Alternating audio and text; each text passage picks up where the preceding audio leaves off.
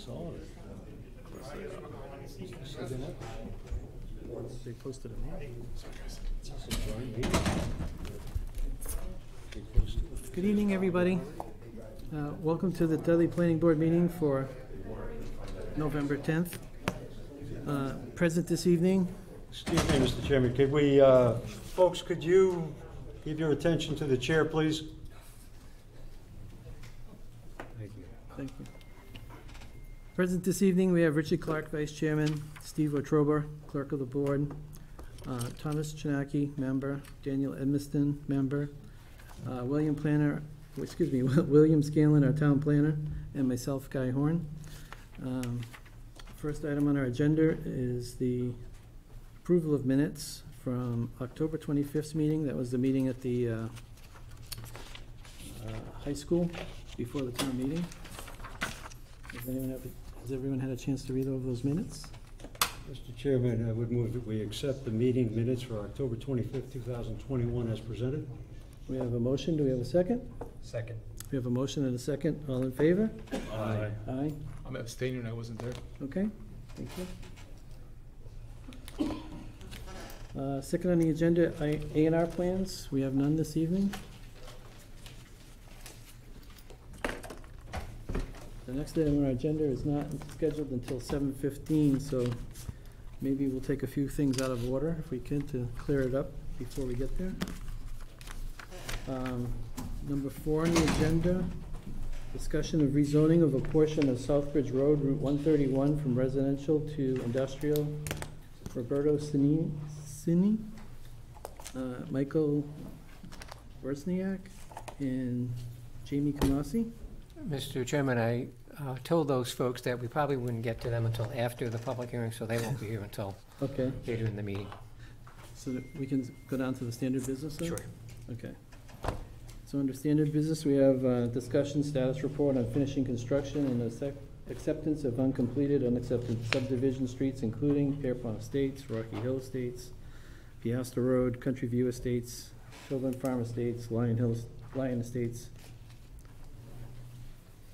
The only thing I have to report on this is that on Piasta Road, they have applied to have the end portion of that street accepted as a public way in the town meeting in the spring. So I'm scheduling a site visit with Jeff Walsh, our engineer, and Jeff Murray, the highway superintendent, with representatives of the development to go over the condition of the road and see if there's any items that need to be taken care of before it's brought forward to town meeting. So if you'd like to join us, I'll let everyone know when that is, and you'd be, welcome if you wanted to go through that walkthrough. Would we be inviting the members of the Board of Selectmen, because they're also the highway commissioners for the town? I think not at this point in time. I just want to get a sense for the condition of the road and give the applicant time to make whatever repairs or improvements will be necessary. Okay. All right. Number 2, inspections and actions associated with site plans. Legacy Landing, Country Club Acres, form of construction surety. Mr. Chairman, in tab E. Mr. Chairman, before we get into that, I will have to recuse myself with regards to discussion of legacy land. Okay.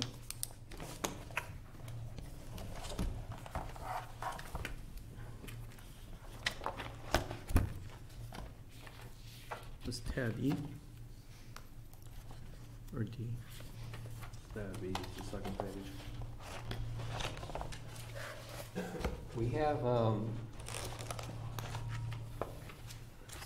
sorry, that would be a different tab. We're talking about the Graves report, correct? Excuse me? We're talking about the Graves report? Yes. Yeah, I've got it under tab E, just behind the other one. I'm sorry.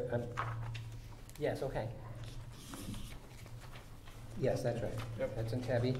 Yep, I got it behind Okay. the solar request for special permit extension, so it's behind us. Okay, I see. Okay, so we do have Graves' report to estimate the cost to complete the roads and utilities at Country Club Acres.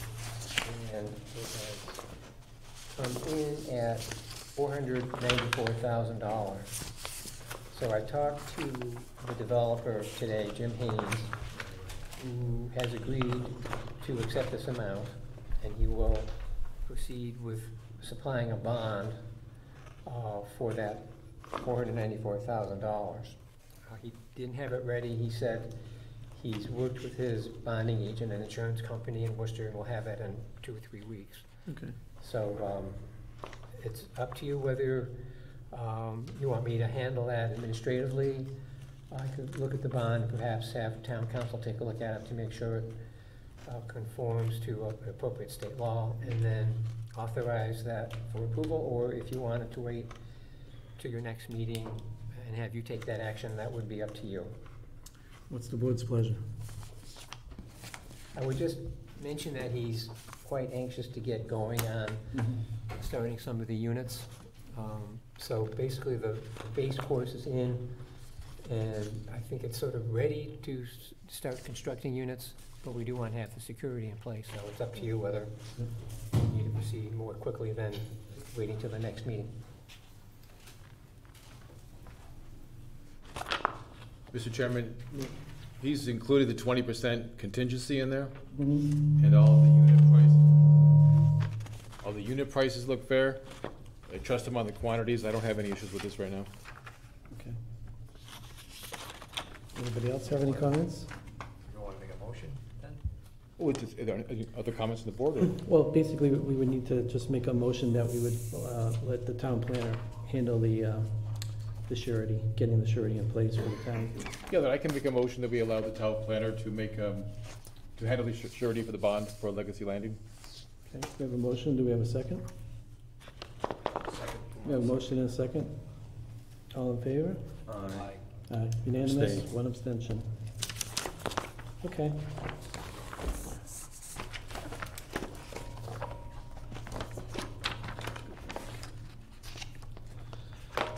Was that the only business for Legacy Landing Country Club Estates? Yes. Okay. The next item on our agenda is SEP Solar, Oxford Avenue. Is there someone here for that now, or? Yes. Also, the first page in tab F is a request for an extension. The project, the special permit will expire on December 21st of this year, so I asked the developer to apply for an extension for a 1-year period. He sent in a letter to that effect, and in addition, there's a change of ownership, so that letter also includes the new owner. So I would ask you to approve the request for an extension and the change of ownership. The second part of that item is a decommissioning estimate. As you know, the zoning bylaw requires every solar project to have a bond for to cover the cost of removing the solar facility should, for whatever reason, the owner be unable to do so. So the engineer for that project submitted his estimate for the decommissioning, and that is in tab F. That estimate came in at $212,289. I've asked Jeff Walsh, our peer review engineer, to review this cost before the board would take action on it. I don't have Jeff's response to this yet, so there's really no action for you to take on in terms of the decommissioning estimate at this time. I'm assuming I would have that in time for the next meeting. And then I understand the applicant, or the new owner, is anxious to get going on this project quickly. So I'm assuming we'll see start of construction, weather permitting, in December or January. All right, so the project ownership is retained by SEP Dudley LLC. The new parent company of SEP Dudley LLC is Navison LLC, who purchased the project from Stephen Christie. And the extension would be for 1 year? Correct. Mm-hmm.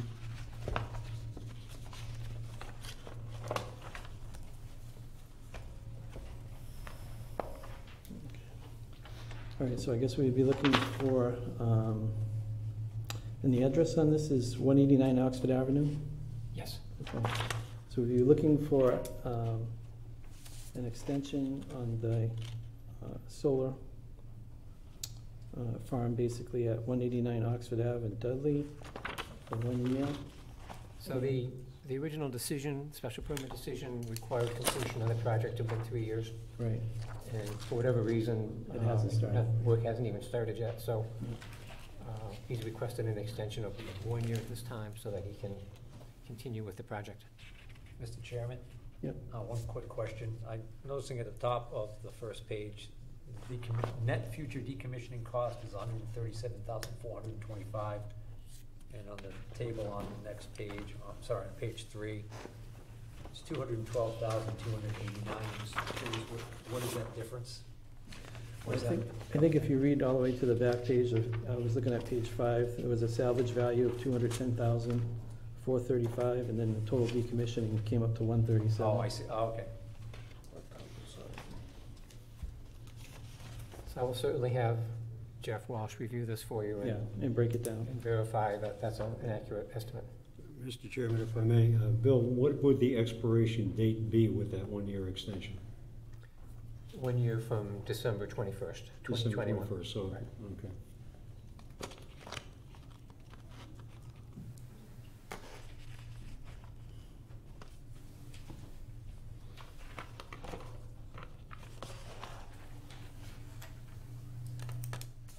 All right, so would somebody want to make a motion for the extension for the solar farm to be constructed at 189 Oxford Avenue, Dudley, Mass. Address and the, New owner. for a period of 1 year, extended to December 21st, 2022. Mr. Chairman, I'd like to make a motion that we extend or grant a 1 year extension to the special permit for the property located at Oxford Ave near the town line between Dudley and Oxford, and that we acknowledge the change of ownership, or notification of ownership, as indicated here from Stephen Christie, I believe it's Navison, is that correct? Mhm. Yes. LLC. I'll second, Mr. Chairman. Motion and a second. All in favor? Aye. Aye. Unanimous? All right, that brings us up to our public hearing at 7:15.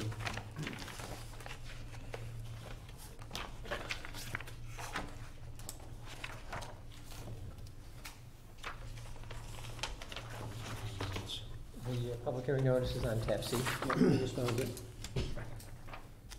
Okay. The Dudley Planning Board, public hearing legal notice, Stevens Mill redevelopment. In accordance with the provisions of section 3.10, Mill Conversion Overlay District, and the section 5.04, site plan review, the Dudley zoning bylaw, of the Dudley zoning bylaw, the Dudley Planning Board will hold a public hearing on Wednesday, November 10th, 2021 at 7:15 p.m. in the Dudley Municipal Complex, room 321A, Veterans Memorial Hall, 71 West Main Street, Dudley, Mass. 01571, on the application of Stevens Mill Owner LLC to renovate the Stevens Mill at 8 Mill Street, Dudley, Mass. The proposed project contains 156 rental units, of which 16 will be affordable units as required under Dudley's MCOD bylaw. Proposed commercial uses include ground floor storage units, public event space, and a possible tap room. The property contains approximately 6.95 acres and is located on the, that's the acronym for Mill Conversion Overlay District, and an underlying IND 43 zoning district. The property is listed as Assessor's Map 117, Parcel 120, Map 117, Parcel 120.2, and Map 117, Parcel 120.3. Copies of the plan and application are on file at the Planning Board office and the Town Clerk's office, both of which are located in the Dudley Municipal Complex, 71 West Main Street, Dudley, Mass. 01571. The Planning Board will receive public input at the public hearing. Any person interested or wishing to be heard on the proposed plan should appear at the time and place designated. If you wish to comment but are unable to attend, please submit comments either by email to the planner at dudleyma.gov or by hard copy to the planning board office before 4:30 p.m. on Tuesday, November 9th, 2021. Guy Horn, Chairman. October 27th and November 3rd, this was published in The Worcester Telegram. Worcester Telegram. Okay.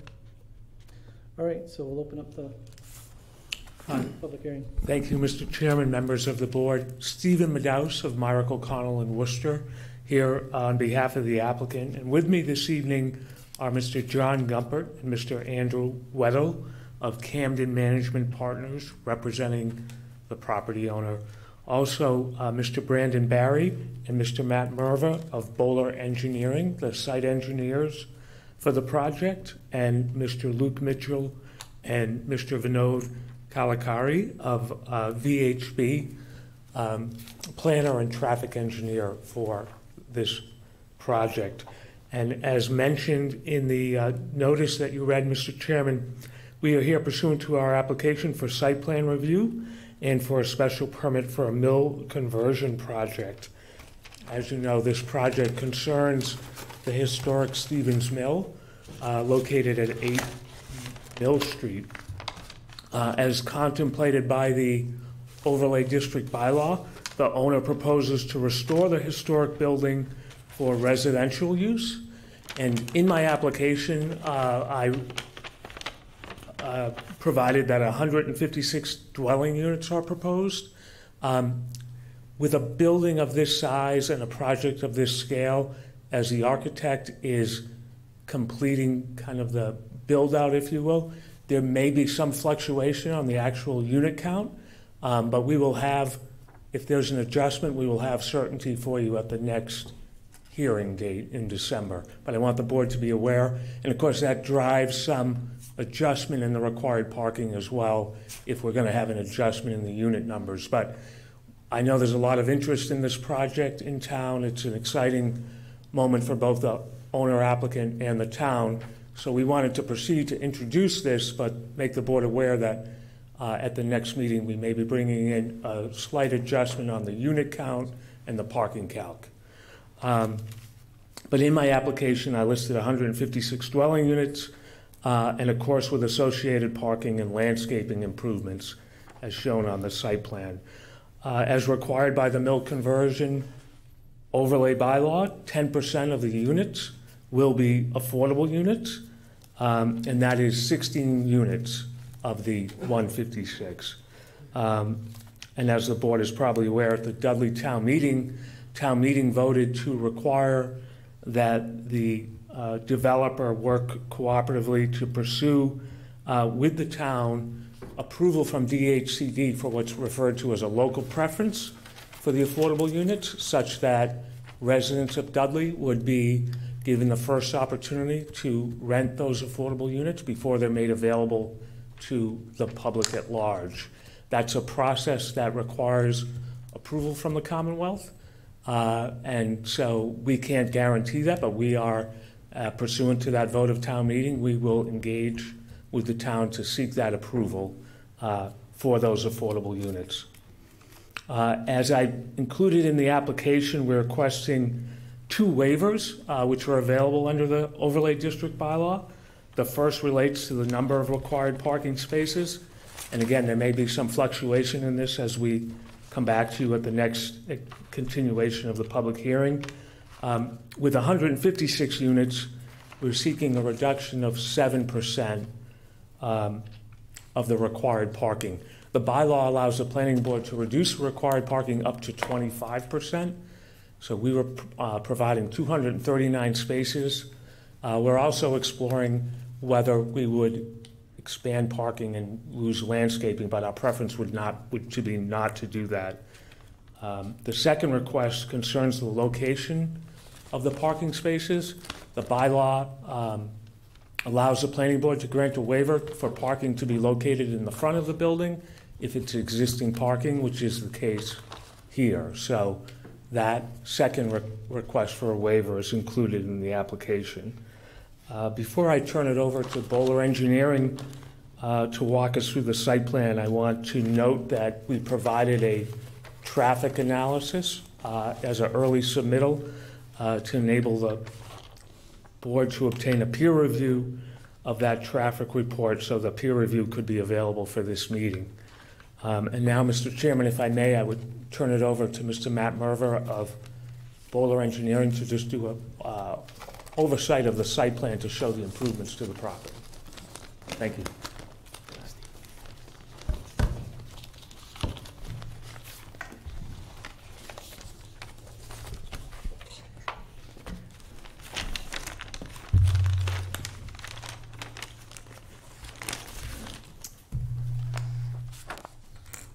Good evening. My name is Matt Merva. I'm a principal with Bowler Engineering. I run our planning and landscape architectural group there.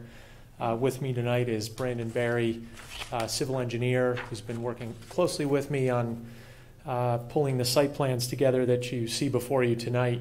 I just wanted to start with a quick overview of the site plan that Brandon just pulled up here. This shows the mill building in the tan color in the center of the plan.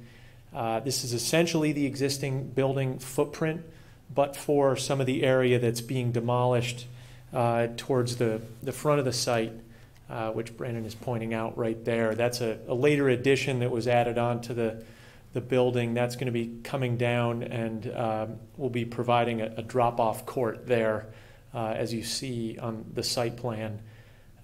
We have two entrances to the site.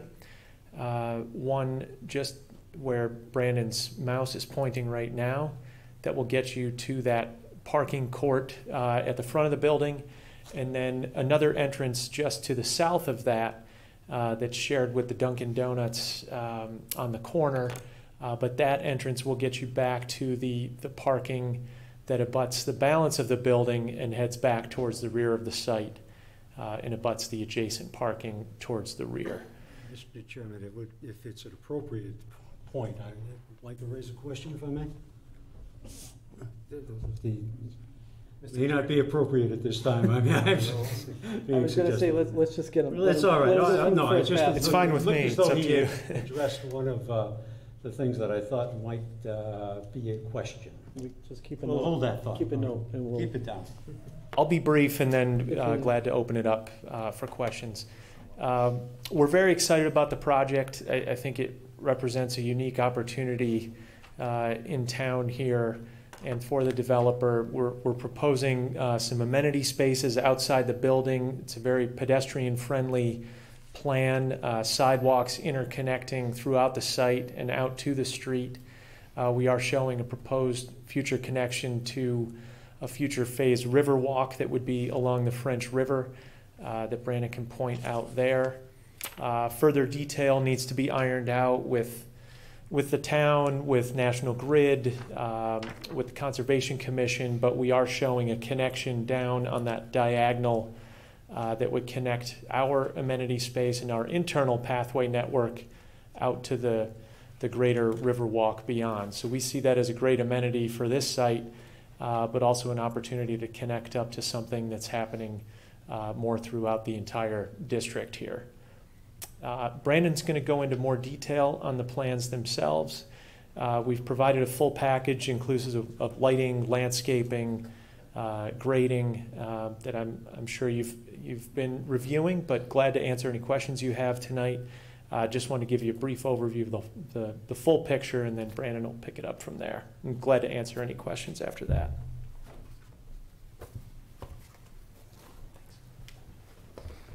Thank you, Matt.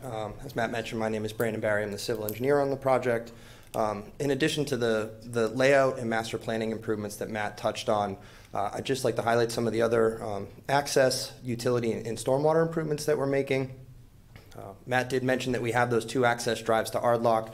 That's replacing what today is about an 80-foot wide curb cut that also doesn't provide any protection to that building corner that you see extending down towards the Dunkin' Donut parking lot. So we think separating that drive into 2 separate ones, defining those, providing curb cuts along the road, in addition to some of the roadway improvements that the traffic engineer will speak on, is a great improvement to circulation onto the site. The Duncan parcel today does use a portion of our site in that wide curb cut to exit. Maintaining their access to Irdloc Place seemed like something that would be beneficial instead of forcing all that traffic onto East Main Street, so we wanted to maintain that, but are defining it and putting it through our driveway. Additionally, at the northern portion of the site, there's a paved parking area on our parcel. You can kind of see our property line cuts through the parking for the Tri-Valley Plaza. We had worked with the owner there, and they had requested as part of this to separate our parking. So you can see we're now providing a landscape buffer. Our parking will be separate. Today, that parking paved area on our site is only accessible through their parking area, and that was something they were hoping we could separate out as part of this. So a little bit of landscaping to the north of the building, and then to separate our parking lot from theirs. So improving circulation and access on their lot, and also onto our lot from Irdloc Place as well. There are existing utility connections to the building, but they're dated and with the original mill construction. So we will be proposing new gas, electric, water, and sewer services as part of this project. All those utilities will be brought into the site underground, as is required by the mill conversion project standards. The sewer service will be run. There's an existing main and an easement on our site that we'll be connecting into, following essentially the path of the existing service. New water connections are proposed either from the existing stub at the southern portion of our site near Duncan, or potentially coming in from Mill Street. Again, as the plan for the building and plumbing needs are vetted, we will work through that with the architect. There is, as a mill, there is a channel that cuts through the site and goes to the French River. In the parking area that runs to the east of the site, there's an underground culvert that goes through there. We wanted the option to bring utilities in on either side of the building so that we didn't have to go over that or impact that structure through construction. So that's why we left our options open. We are unaware of any capacity or connection issues based off our conversations with DPW. In addition to the new utilities, we will be providing new stormwater management on site where there is little to none today. For the southern portion of the site, we will have underground infiltration systems underneath both of our parking lots.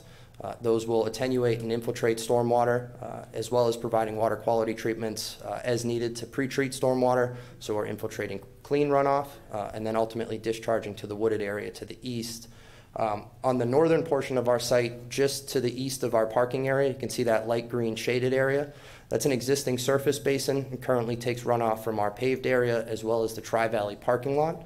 We'll be maintaining that basin in the proposed conditions. It's very overgrown. There's a lot of sediment buildup in it, so we'll also be looking to maintain it and bring it back to a functional condition. We'll maintain the connection from Tri-Valley so there's no disruptance to their stormwater, and then use that basin to attenuate and infiltrate our stormwater from our site, again providing pretreatment as needed prior to discharging into the basin. As has been referenced, there's a lot of things that go into this project, and I know it will be going out to peer review, and we look forward to discussing and working through some of the technical components with them. So I'll be brief in my comments on the utilities and infrastructure, but can certainly provide more detail if the board has any questions or comments at the end of our presentation. And with that, I will pass it over to Vanud to discuss some of the traffic analysis they've done, the peer review that was conducted on that, and some of the other roadway improvements that are provided as part of this. Okay. Mr. Chairman, before we get into the traffic issues, do you want to have the board ask any questions on the presentation as it consisted of so far? We can do that.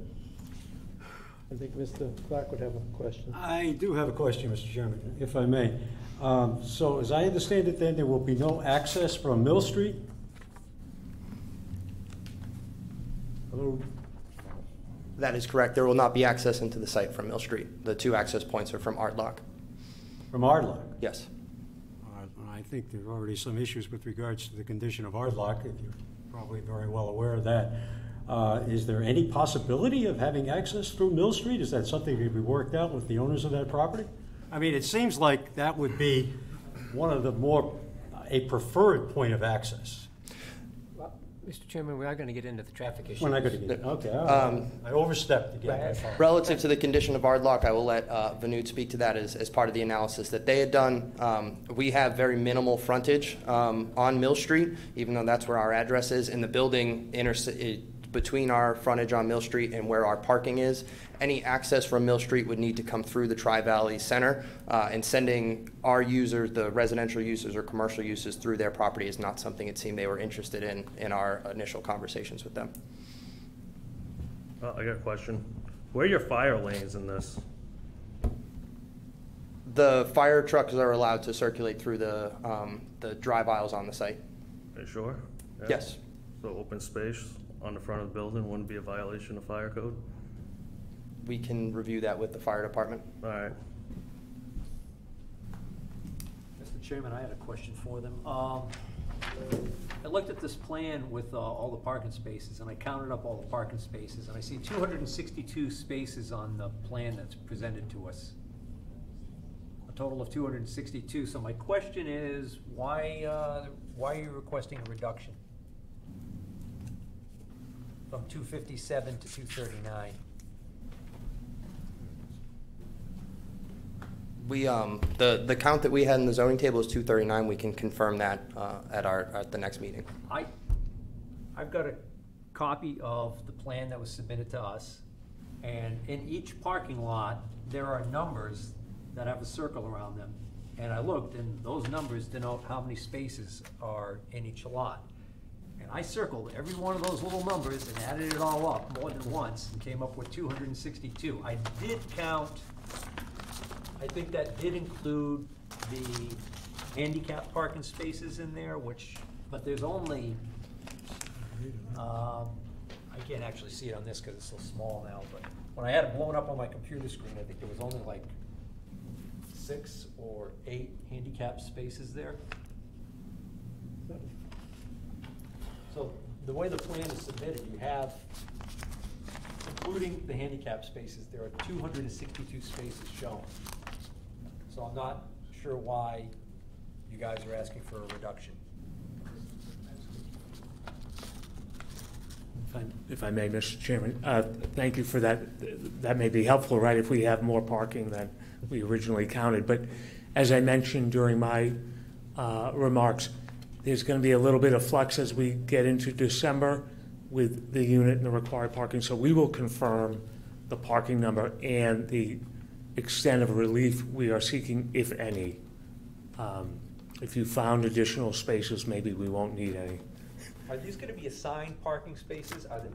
Is each unit going to have an assigned space? I'm told no. So this is going to be a free-for-all? Yes. And the calculation for the amount of parking spaces needed for this were based on 156 units, correct? Yes. And a requirement of 1.5 parking spaces per unit. Yes. So you didn't take into account the total number of actual bedrooms.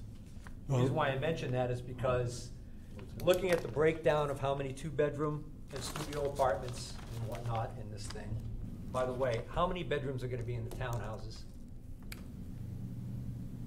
I don't know the answer to that. Yeah, you're talking to a civil engineer.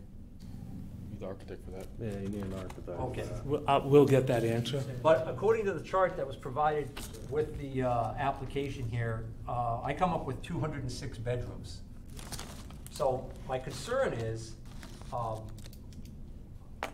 my thinking is the 1.5 parking spaces per unit. I mean, I could see making the argument that a studio might only need 1 parking space. Right. But I have a problem with a 2-bedroom unit only getting 1.5 spaces. It's in the bylaws. That's a requirement of the bylaw. I understand that, but we should take that into consideration if we were considering any reduction, any further reduction, is what I'm getting at.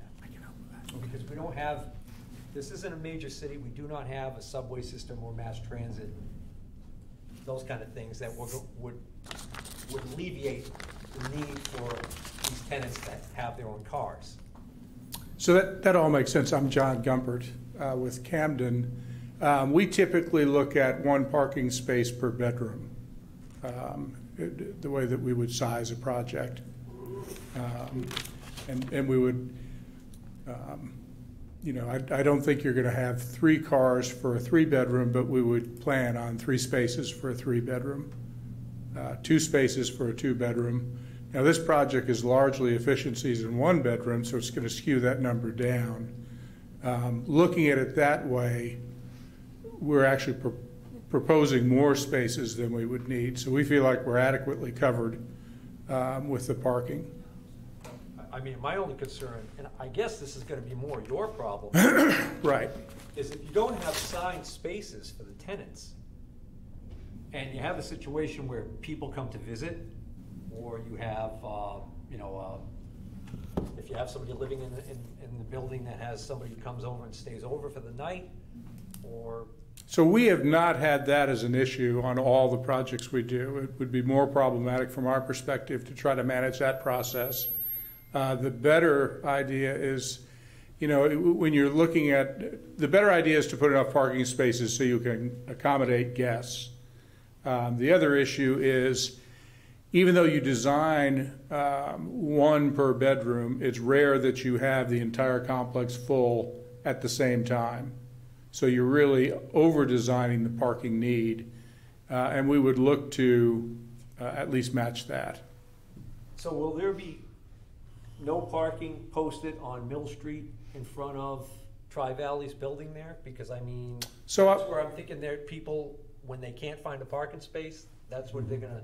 So I don't know the answer to that. What I will tell you is I spoke with Tri-Valley, and they, although very supportive of the project, would prefer that we separate the parking lots and not have an access that would go through their parking lot for that reason. But we have, according to the plan, the way the separation is gonna be accomplished is through a concrete curb, correct? Right. So I'm also wondering, you've got that amenity area on the backside there. You guys are allocating 23 parking spaces for that facility back there. Right. But that is on the backside where Tri-Valley's parking lot is. Mm-hmm. So There's a what's gonna stop concrete. people from parking in Tri-Valley's parking lot and walking into that amenity facility? I don't know.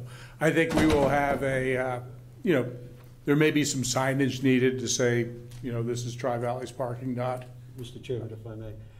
To that point, I believe there is a sign currently posted indicating it is private property. Okay. I don't know that that sign is going to garner a heck of a lot of respect, frankly, in terms of people needing to find a place to. I would look for. There is that sign there. I would look for our management folks to work with Tri-Valley and make sure we're not encroaching on their parking. And if we are, we'll have to come up with a solution to it. But we feel like this is the best separation for the two properties, and they were in agreement with that. For just that reason. Now, maybe there's an offset. Maybe people are using that parking lot, during off hours. But my preference is to keep our parking on our site. Where do you foresee deliveries coming in and out? All these people living there getting their Amazon deliveries. Well, as that increases in frequency, we are removing. Right now, there's a covered courtyard with kind of a loading dock, and we're removing that covered courtyard, but the loading dock will remain. So we'll have a space in the building where that comes in. Okay, can you show me on one of these big pictures here where that is? I'm trying to get an idea what you're talking about. Do we have a photo of the building itself or not? Yeah.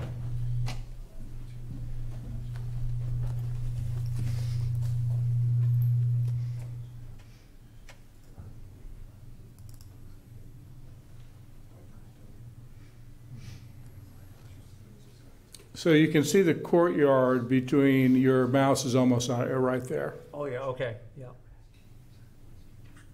Oh, I see. So that's why that corner of that parking lot has those hash marks. That's to keep anybody from parking there and blocking Right. vehicles from being able to go in there. And, at the end of the day, we might take one more parking space, which is why we say the parking is somewhat in flux. But we'll have a whole package delivery system in the building because that's becoming more and more popular. Because again, I'm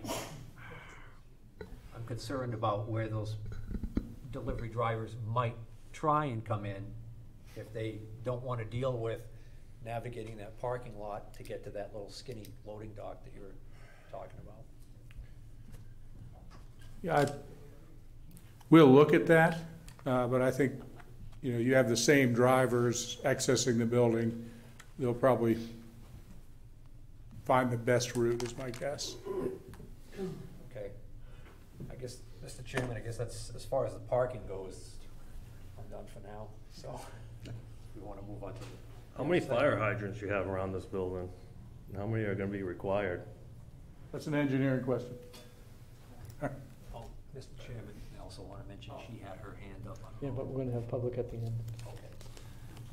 We haven't specified all the locations of the fire hydrants, and we'll work with the fire department through this process to locate those. All right, well, how about your sprinklers? How much water is gonna be needed to sustain that pressure and the gallons per minute? Keep in mind, it has an existing sprinkler system in it now, and that existing sprinkler Yeah, but system, you're adding units, so it'll be altering the sprinkler system. slightly. Now, we're gonna run new water service to the building, so every but- utility to the building will be new. Are you gonna have enough water abstained by town to make sure the sprinklers are gonna be working when they're needed? When we met with town staff in the early stages of this and discussed providing a new sprinkler system, we were not made aware of any capacity issues to provide the. All right. And if there are Do capacity you issues. do you know what the capacity is gonna be? Rough idea, at least. We do not. The architect could speak to that as All right. they're preparing their plans. Fire department wanna comment? Mr. Chairman, Paul Konieczny, Assistant Fire Chief. Let's take one step back, please, and take a look at the question presented about fire lanes. Could I just have that question asked one more time, just so I'm clear on what the thinking is? Yeah, what's your open space for fire lanes? So what we have now is conceptual plans. They're not finalized. Within Mass Fire Prevention codes and building codes, there are certain restrictions for fire lanes that will be looked at when it's appropriate. It's just not time yet, not with conceptual plans. These ideas are put into code so they cannot be circumvented, but they will be adhered to and they will be put in place. There will be access for an engine company, for a ladder company, for an ambulance, and supplemental equipment if needed on this facility. So you're gonna submit it to State Fire Marshal for approval through their engineering, or are you guys gonna do this yourselves?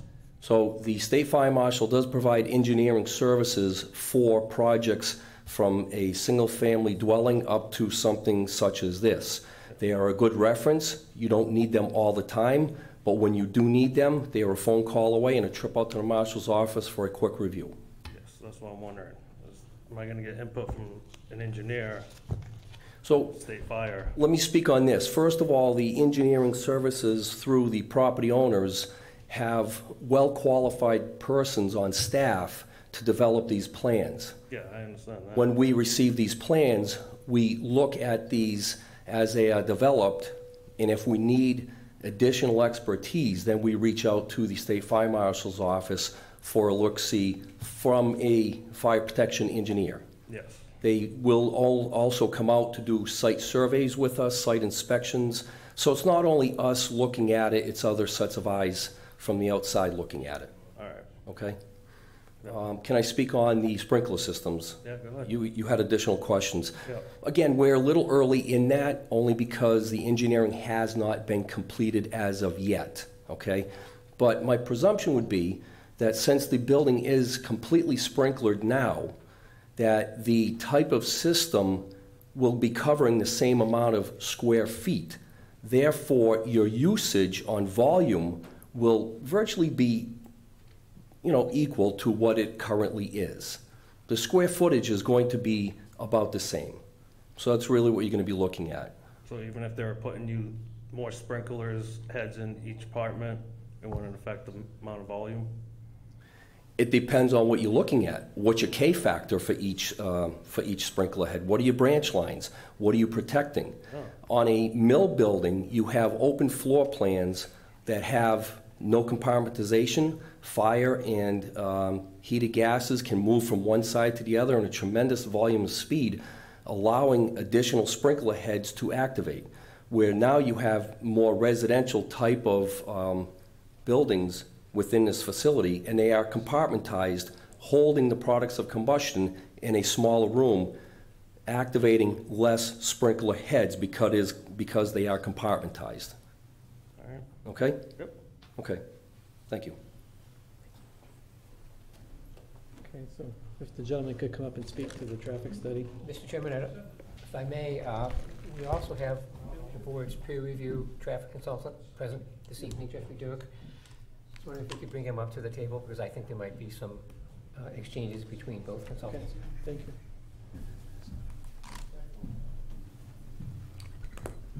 Yes, that's fine. Thank you, Jeff. Thank you. Good evening. For the record, my name is Vinod Kalikiri. I'm a transportation engineer, traffic planner with the firm of VHB, based out of Worcester. I'm the engineer of record. I prepared the traffic study that's been filed for this project. You have the study as part of the filing. It's dated August 24th, 2001. The study itself, any traffic study for that matter, prepared in the state of Massachusetts, there are prescribed methodologies that are set out by Mass DOT, the Department of Transportation, for traffic impact assessment, be it a residential project, retail, commercial office. The methodology has been laid out, the type of data that we collect, the type of analysis that we do, what we do with those numbers and the findings, and how those findings translate to mitigation or improvements that may be needed to offset the impacts of the project. Those are all laid out very clearly in the state's guidelines, Mass DOT's guidelines. And as VAI, Mr. Dirk, will speak to it, his firm has performed a very exhaustive, detailed review of the traffic study that we have filed for this project. We are in receipt of a very comprehensive comment letter dated October 20th. We are currently going through the process of reviewing them and preparing responses, comment by comment. To those comments, we'll be submitting them back to the town and to VAI. But my goal here today is to give you an overview of what we did with traffic analysis for this project. And given that there is a standard methodology, every traffic engineer, licensed traffic engineer, would need to use the same methodologies. So there's a consistency between what you get from different sources. So just for background, when we prepare a traffic study, again, we go through multiple steps. So we go through a process of scoping the study to understand what stages of analysis we need to do, what area we need to look at, what type of traffic data that we need to collect, whether it's intersection traffic counts, roadway traffic counts, safety data, traffic signal timings, sight lines, speeds, heavy vehicle volumes, truck percentages, that is, pedestrian, bicycle volume. So there's a whole series of data that we collect as part of our analysis. So that's sort of what's out there today. We would analyze that data, and that sets a baseline condition of what's happening today out on the streets at these intersections surrounding the site, obviously independent of this project. Then we look forward 7 years into the future as required by Mass DOT, without the project, but other general growth in traffic. There could be other developments that might be happening that's in the books, that are in the pipeline. There could be general growth in traffic, changes in population. There are guidelines to figure out how those numbers are estimated. But we look into the future condition without the project. So that sets a baseline for comparison of our impacts. Then the last stage would be to estimate how much traffic this particular development would generate, and then add it on top of that layer of numbers that we came up with for the future conditions without the project. And a comparison of those two scenarios would give you essentially an effect or the impact of the project. The analysis, future conditions without the project and with the project, you analyze the two sets of numbers, and the difference between the two represents the impact of the project. Analytically, that's the framework of how the analysis is set up. So we went through that process. We looked at traffic volumes on West Main Street, Village Street, intersection of Mill Street and West Main, Irdloc at West Main. So we looked at a whole series of intersections and the traffic volumes on the roadways, both on a daily basis. The daily data came from CMRPC, the Central Regional Planning Agency, Central Mass Regional Planning Agency, has collected data out in this area in recent years. So that indicates that West Main Street has in excess of 15,000 vehicles a day on a daily basis. So West Main's a pretty busy road, as we all know. One of the key bottlenecks, again, as you would have experienced driving through this area in the morning and evening commute hours especially, is the intersection of Village Street at West Main. So the signalized intersection, there are certain inefficiencies at that location. Mass DOT has looked at it at one point, that's my understanding. It came up with some interim solutions or temporary solutions to help ease congestion, but there are certain inefficiencies built into the operations of that intersection, given the geometry. And that, if anything, in that corridor, I would say in that area, that intersection is probably by far the biggest bottleneck for traffic operations. And that causes spillback. You know, the traffic spills back on either side of the intersection on West Main. It spills up along Village Street during peak times and contributes to the congestion, especially when drivers are trying to exit out of the side streets or curb cuts on either side of West Main. So we looked at all of that, so that helped us establish a baseline condition of what we are dealing with. Then when we project the future conditions and then look at what our project would generate for traffic, we get another set of analysis. So the delta, the incremental impact of what would happen without the project and with the project, the delta is relatively small. The numbers are relatively minor from an operational point of view, but the underlying baseline conditions, the congestion that you have today, and that would happen in the future with or without the project is noticeable, which is the congestion that you experience. We looked at crash data, for example, and there are crashes along West Main Street that is part of the state's database of crash information. So using the information and the analysis that we developed, we came up with a series of improvement measures that would be considered for this project. We looked at, for example, speed reduction measures up on Mill Street heading north past the site, let's say towards Oxford.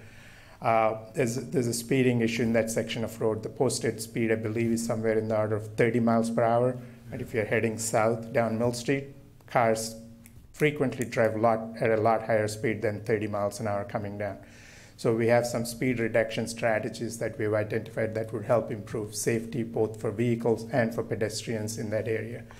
For Irdloc, for example, I heard the concern about the narrowness of the street and how would that serve a development of this size.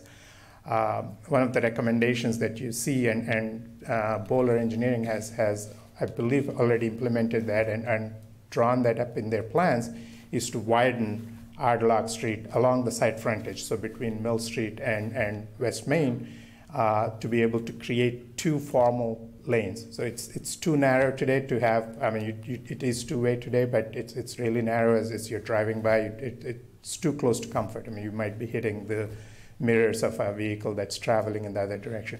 But widening that section of roadway and adding a formal sidewalk along the site frontage on the sort of the northeasterly side of Irdloc will help improve the overall look and feel of that section of road and will provide adequate capacity for the two curb cuts that we are looking to build for this development.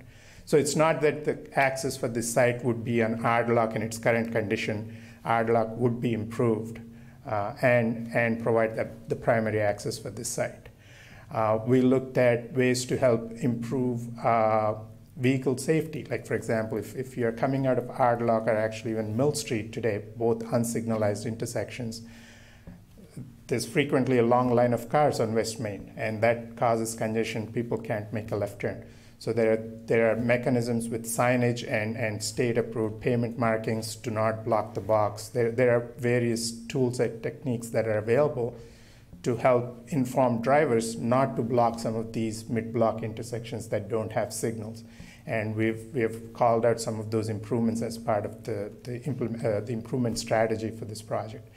One of the other things we mentioned and noted, again, for the Village at West Main Street intersection, is again not enough capacity at that intersection because of the inefficiencies, but there are ways we could look at this traffic signal timing and phasing to optimize it further. We had called that out as something that could happen in the future, and I know the peer review letter suggested that rather than do it, at some point in the future, that it be tied to 50% occupancy of the site. So by the time the site gets to half an occupancy level, 50%, that any timing and signal phasing changes that would need to happen at that signal for improved efficiency of operations should be done. And so that's something that we would need to discuss and figure out how exactly that could be implemented. So there are, again, series of signage, pavement marking, traffic calming improvements, flashing light. One of the recommendations we had was at the intersection of Irdloc and Main Street, West Main Street, is the potential to put in a flashing light that flashes yellow for the main line and red for Irdloc, just so drivers on Main Street can figure out that there's actually a side street coming out onto West Main at that location. Again, that's another improvement that would help improve safety. And again, then in longer term, there would need to be physical improvements, geometric changes to that intersection of West Main and Village Street that would eventually help improve the capacity and the throughput through that intersection. That's a much bigger undertaking and well beyond the scope of any individual project, but that's something that could be undertaken, and we've talked to town staff during some of these initial discussions about the potential for how something like that could happen in the future, with the caveat that more immediate improvements like signal timing changes and phasing modifications, which can be done on a more accelerated timeline, much sooner than a physical improvement to an intersection where you would get into widening and takings and things of that nature. So overall, again, there's a pretty comprehensive traffic study. It's undergone the initial round of peer review. They've identified a series of comments. There are a lot of items within the peer review where I can see that they're looking for clarifications on our assumptions, like how did we do our trip distribution. They're asking about information about existing and future bicycle and pedestrian accommodations in the area. Review of public transportation services in this area, recommendations for a transportation demand management, where could look at ways to help promote alternate modes of transportation or travel during off-peak hours, so residents are not adding to the overall congestion in this area, or not any more than they need to. So we'll be looking through all of these comments, working with both the town and the peer review consultant to address them as we go through the process. But what I wanted to do today is to give you that brief overview of what we filed as part of our traffic analysis, and along with the site engineer, we are here to answer any specific questions on the material that we submitted. Thank you. Want to go to Jeff Dirk and have him give his report? Thank you. Thank you, and good evening, Mr. Chairman, members of the board. For the record, my name is Jeffrey Dirk. I'm the managing partner with Vanessa & Associates.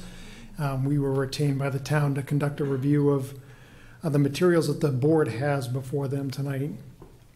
So you did hear an overview of the transportation analysis that the applicant had conducted. So we did perform a peer review of that study. And really the goal of the peer review is to do, I think, what you heard the applicant's transportation engineer mention. First and foremost is to make sure that the data, the methodology, what's been presented to you was done in accordance with not only Mass DOT standards, but industry standards. So that, as you heard described, you should be able to compare the results of this traffic study to any other traffic study that's conducted in the area. And I think that's very important because the town, with the Central Mass Regional Planning Agency, undertook a planning study of this area. And so there is available information specific to the Main Street corridor and the West Main Street corridor that envisioned what the town would like to see from a complete streets standard. And that's important given the relationship of where this site is in relation to that corridor.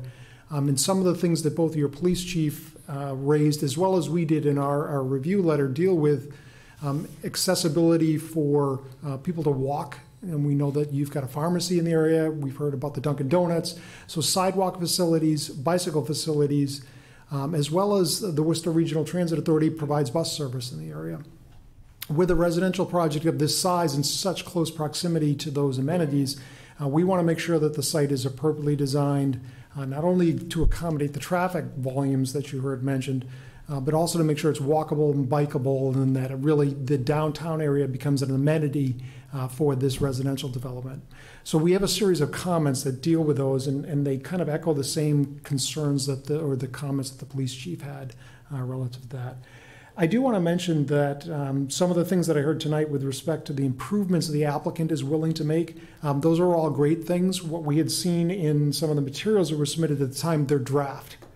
So to the extent that they're committing to some of these things, and they're outlined in our letter, we want to see, and I'm sure the applicant's they will prepare a response to that, but you need a list of what's the mitigation proposal, rather than having draft items, because some of the items were listed as subject to state funding.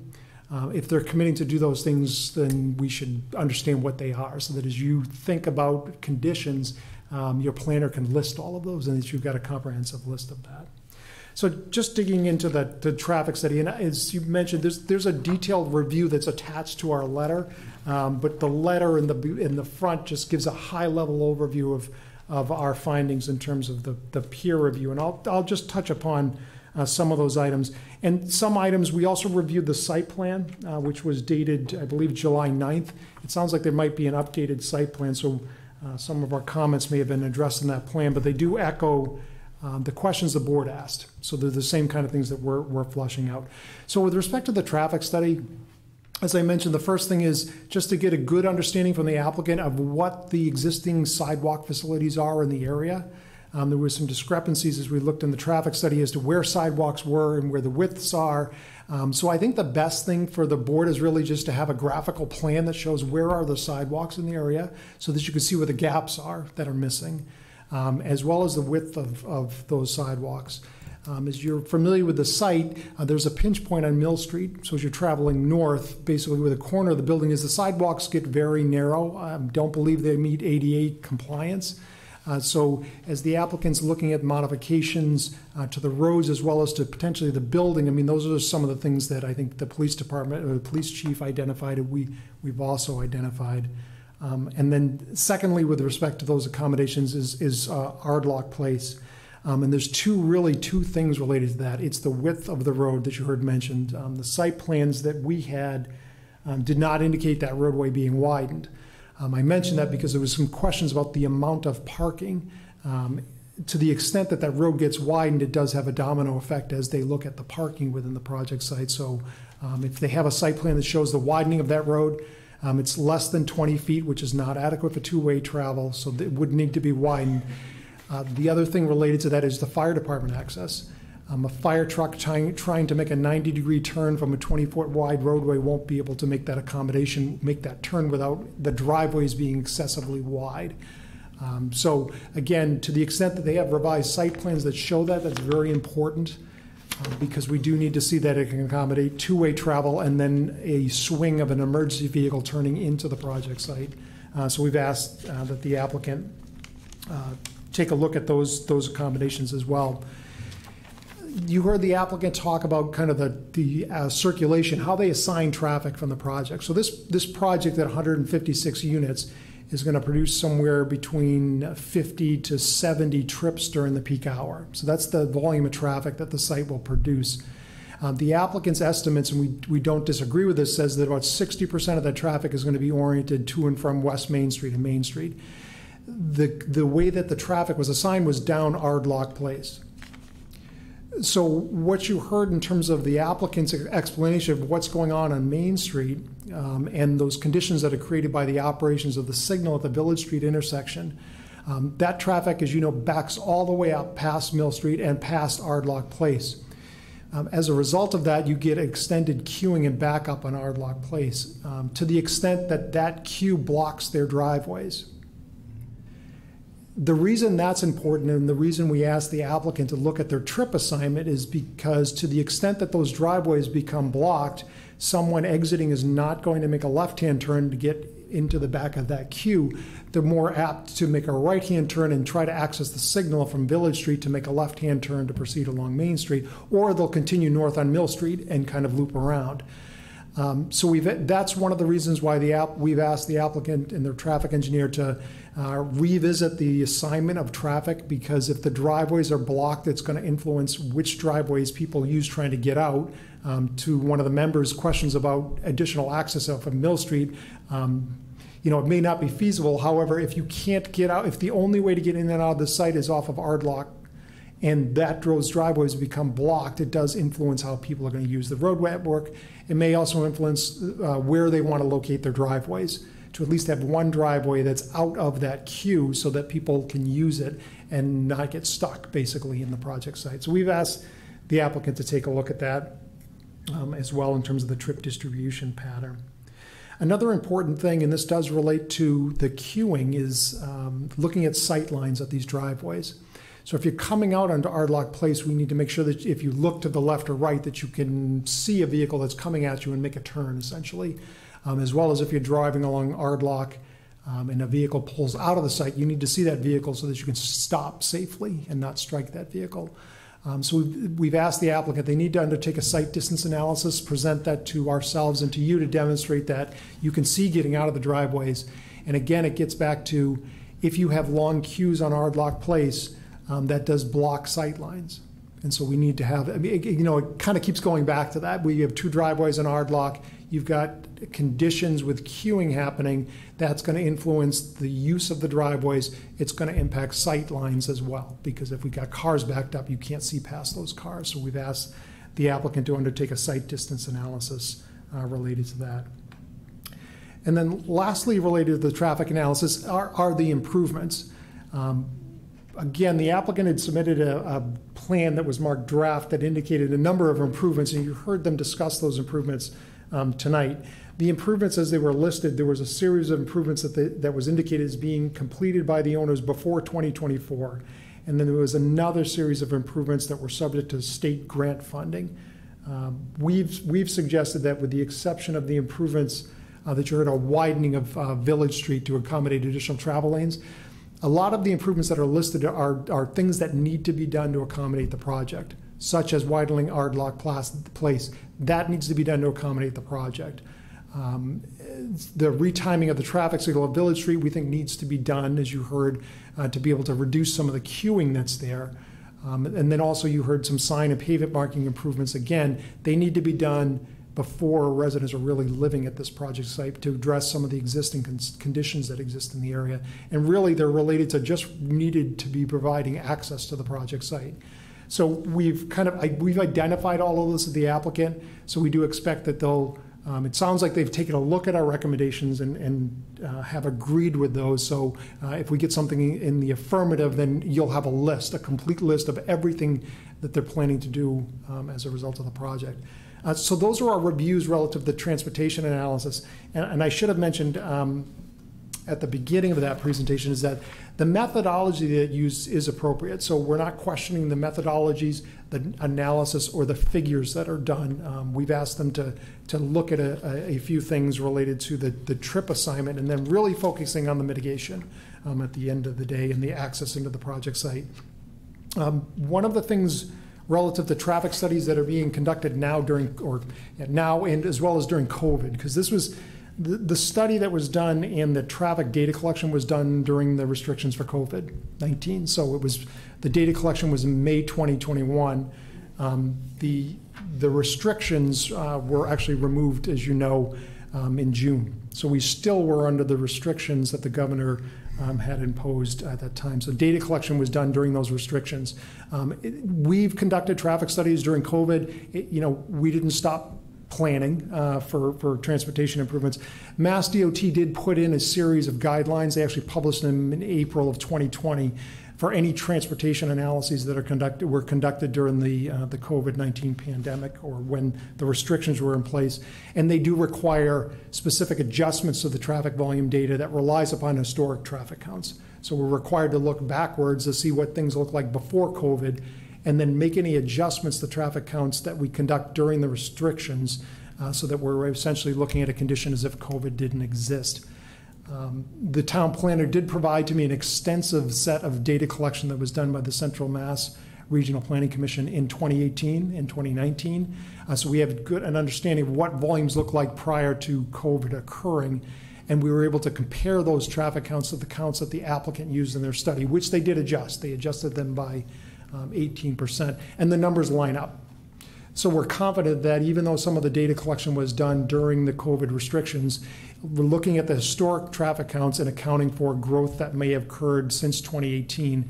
The numbers are right in line. So I think that's a good thing. So at least the baseline conditions you heard the applicant describe are valid, and we validated those using historic traffic counts that the town planner provided to us. So now, as to the site plan, my comments on the site plan are exactly the questions that the board were asking. So we had a site plan, again, it's dated in July 9th of this year that we evaluated. So we have a series of comments that relate to that, and I heard the applicant mention that they'll be doing some refinements to the plan. So I think some of our comments may be able to guide some of the refinements that they may be making. So I won't speak about Irdloc again. That's a focus of this because it relates to their access. And then it gets to, I think, as the deputy chief was mentioning, looking at the fire truck circulation within the site. We've asked the applicant to provide a turning analysis for the project, looking at the town's largest fire apparatus. So they'll run a model that will actually drive that fire truck through the site so that you'll be able to see how it will maneuver. That'll be presented to the deputy chief and to the department, so then they can review it and make sure it's valid for their vehicle. We will also look at it. The key thing is to make sure that as that vehicle traverses the site, it doesn't go through any parking spaces. It stays entirely within the paved area. We don't want to see it swinging over curb lines. The chief and the deputy chief can approve off tracking of kind of any aerial portions of a vehicle. If it swings over the curb line, that may be acceptable if there's no trees or lighting poles in those areas. But you're going to get a full plan showing that because we've asked for that, and they'll go through that with the police department. The same thing with respect to moving vans and deliveries. So we've asked for the turning analysis to be provided to those vehicles so that you'll also be able to see, to your questions of where is this all occurring, where is trash and refuse being picked up, and it'll show the vehicle going to those areas, picking up, and then leaving, so you can see where it works and where it will happen within the project site. And then, of course, moving vans. Where are moving vans going to be accommodated because they'll be required to park. And we had a discussion about parking tonight. To the extent that a moving van is going to use parking spaces, if there's not a separate loading zone, you'll want to know that because your effective parking supply gets reduced if a moving van is occupying 2 or 3 spaces. Not to say that that's what the applicant proposes. If there's loading zones, we just want to see where those are. So a full analysis of all of those types of vehicles getting into the site from Irdloc, circulating and then exiting, will be presented to you. That may require some tweaks to the site plan, and it may affect the parking supply as well.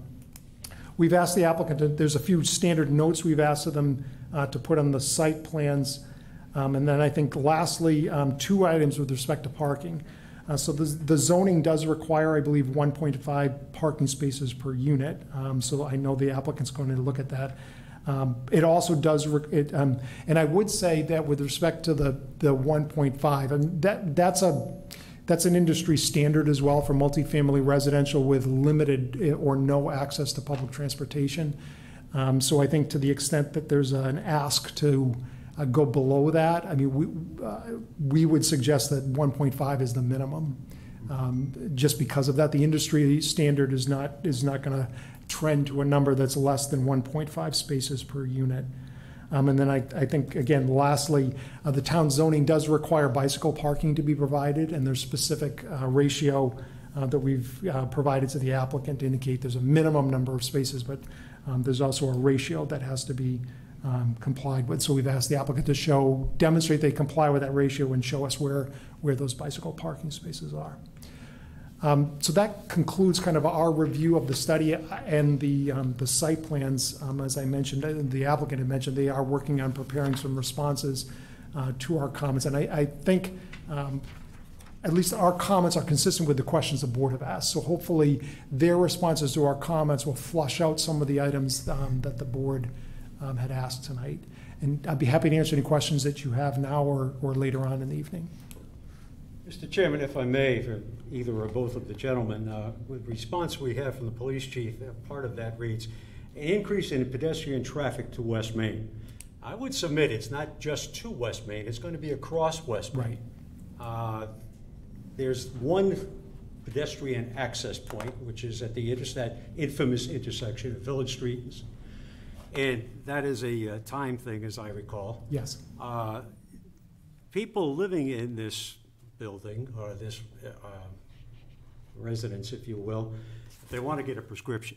They want to get their dog groomed. They want to buy a wiper blade. They want to go to 21 West. They want to go to the library, which is easy walking distance. They want to discharge their civic responsibilities and come here to Town Hall. They're going to be looking to cross West Main. Not only one way, but probably coming back. Right.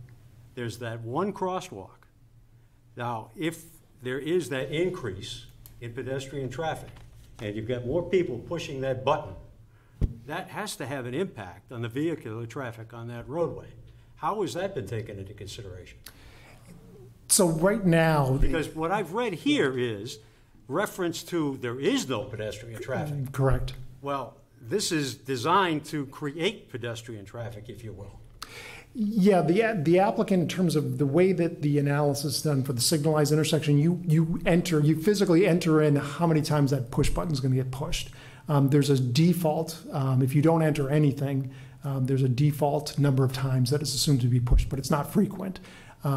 So the impact of the push button being pushed is something the applicant can take a look at in their analysis. They can look at a variation where they increase the number of actuations, so the number of times that push button is going to get pushed during the cycle, and see what the impact of that would be. There's already extended queuing that backs up beyond Irdloc Place right now, which is one of the reasons why the suggestion to put the do not block pavement markings in there are. But they can certainly analyze the increase in terms of actuations of the pedestrian cycle. To the point you mentioned, Irdloc keeps coming back into the conversation. Is there a consideration of putting in additional not sidewalks necessarily, but crosswalks somewhere further down? So I think the part of the Central Mass Regional Planning Commission study was looking at pedestrian and bicycle accessibility in the area, and I believe their recommendations for improving pedestrian connections, sidewalks, as well as crossing opportunities. To the extent that certainly another crosswalk could be introduced, it would need to be at a location. It needs to be at, number one, it needs to be at an intersection, and it needs to be at a location where there's adequate sight lines. So I think that's something, as the applicant looks at what pedestrian accommodations and their conditions exist in the area, that's something that they could evaluate as well, whether there's an opportunity for a safe crossing to take place. All right, I have a particular version for people walking in the roads, and I suspect that we do need something additional to that one intersection and that one pedestrian crossing. Also, mention made of these do not block signs. Who's going to enforce that? Ultimately, it's up to the police department. All right. Yeah, it's really police department enforcement. We'll just let the question lie then, I think.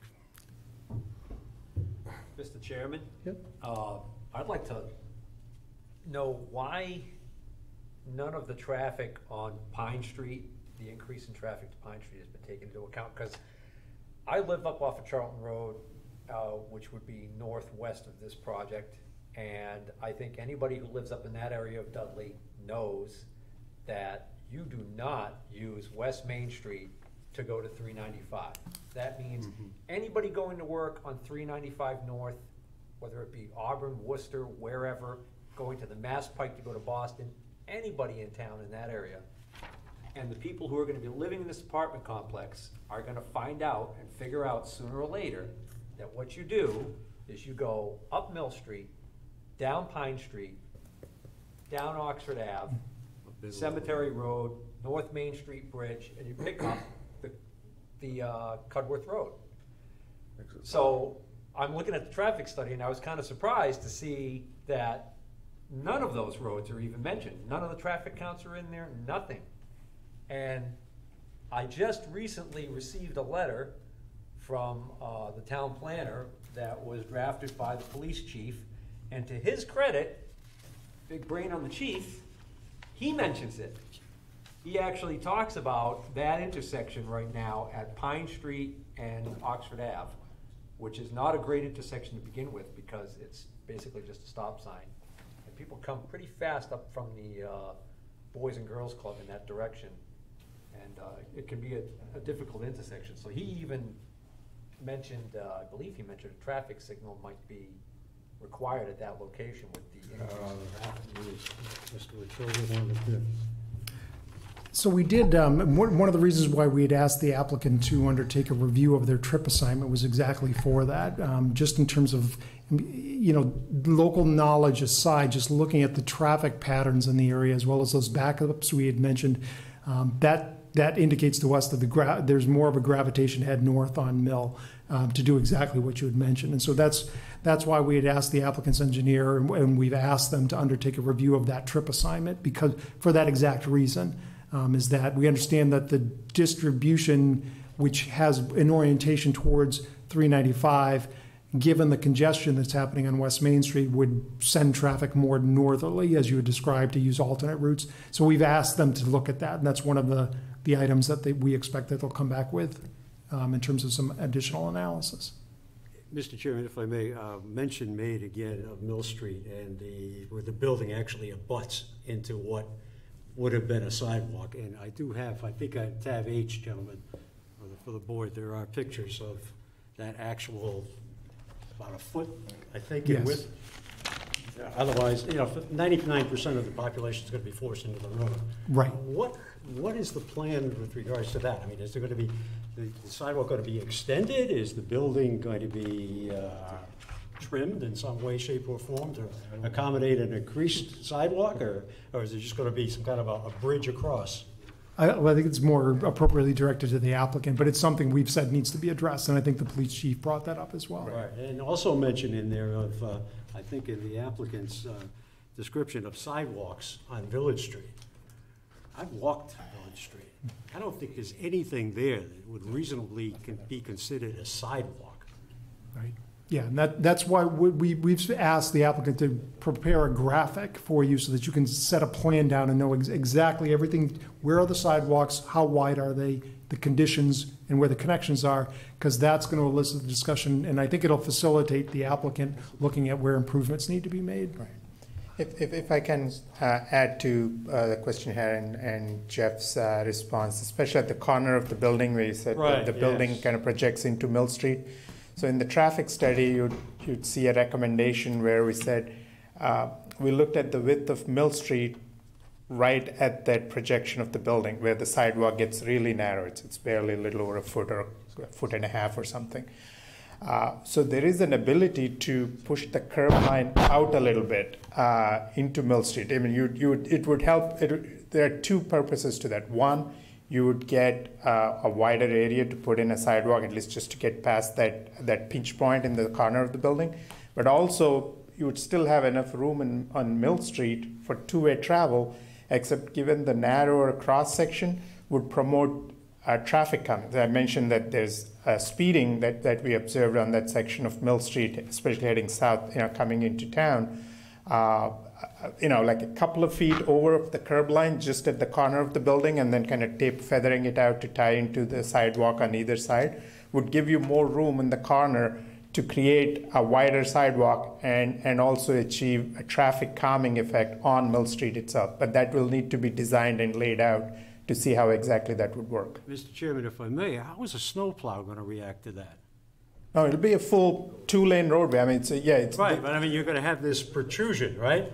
It's not going to be just there. As I said, it'll be feathered out, so it would happen over a longer distance. So again, following roadway design standards, so you wouldn't create an abrupt bump in the road, because that would be an issue for snowplows or someone driving in the middle of the night. You don't want to have someone deal with a sudden abrupt projection in the road. But there are ways to treat that edge of the curb line differently than what's out there today. That'll give you a little bit more room out there, to create a wider sidewalk. The ADA requirements at a pinch point is 36 inches, so that's 3 feet. That's the absolute minimum that you could have at a pinch point in a sidewalk. I believe just at least preliminarily, I think we would be able to do better than that with the slight widening through that corner. And then once you get past that specific corner, there's enough room to get to a full sidewalk width. But at the pinch point, you'd be able to get the ADA required 36 inches. Thank you. Vinod, can I just add to that Sure. too? Thank you very much. We actually do show that on the site plan package that is before you from our September 29th set. So it is a very smooth, gradual transition to that narrower road condition on Mill, but it does allow for a 4-foot sidewalk at the corner where that pinch point exists. So that's in draft form. We need VHB's final layout for that, but this shows it conceptually how that would be treated, and you would not notice it if you were in a snowplow or even in a car. It's just a gradual transition to a narrower roadway, wider sidewalk at that location. Thank you.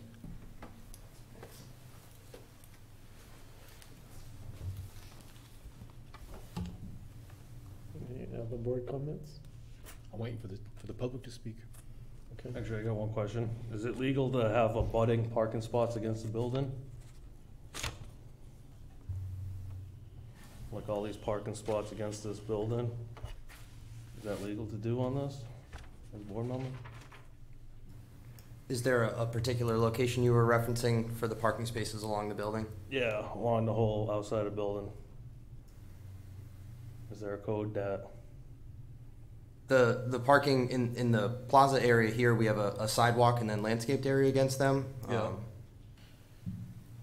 Similar, up against the front, we do have a 5-foot sidewalk separating the parking space from the building. We're not aware of any local codes that would require a wider buffer than that. A wider buffer?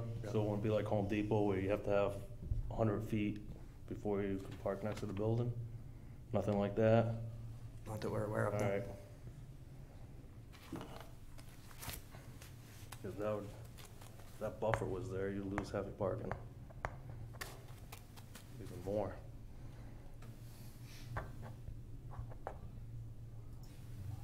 Okay. So, the board's all set. We can open the questions up to the public. I'm going to ask if you've got a question from the public, if you could come up. Do we have a sign-in sheet? Yes. If you could come up and sign your name, just so we know who made the comments. Sure.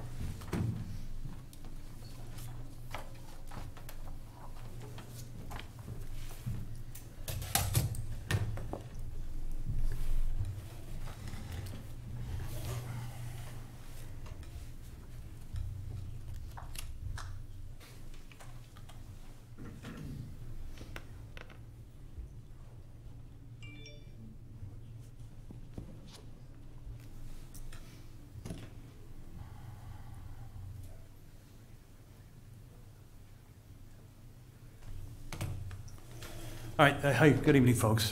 Thanks for the opportunity to speak here. I don't understand who you represent. So I represent the town. I'm actually the town's traffic consultant for the project. Okay. So I don't represent the developer. I'm assisting the town with the review of the project. Okay. All right, great. Well, thank you for your comments. Can you hear me all right? You need this moved up or whatever? All right.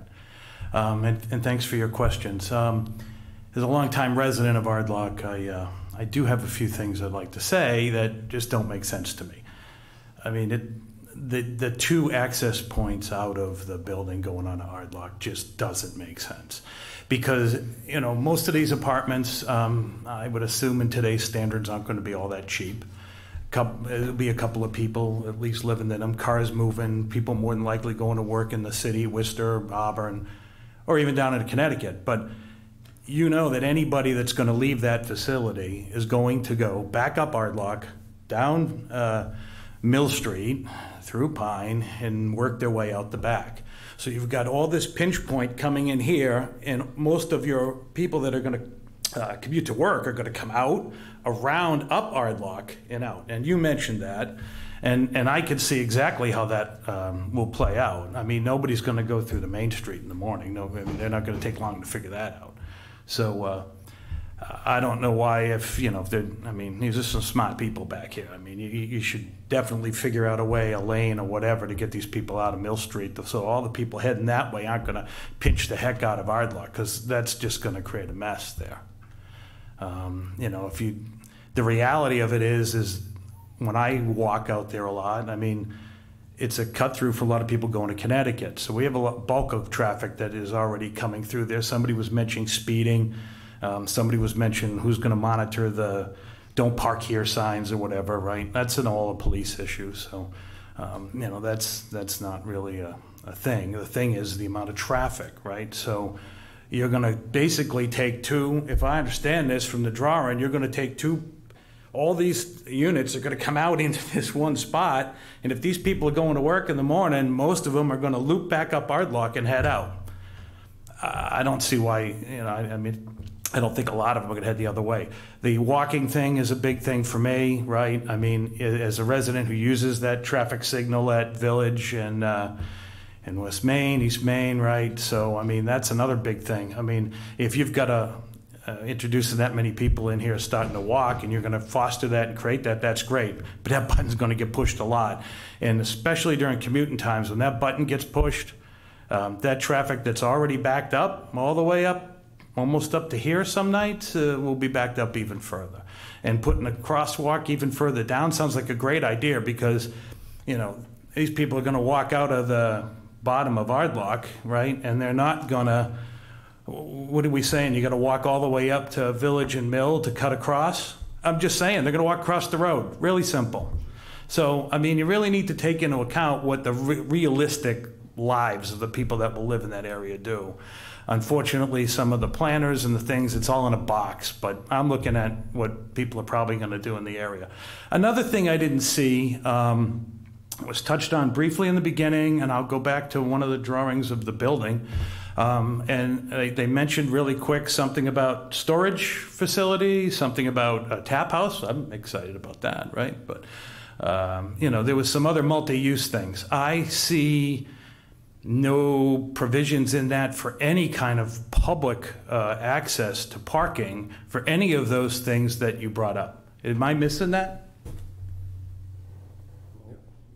That'd be to you guys. So if you're going to have these things coming in and you got all these parking spots, that's going to be a free-for-all to begin with.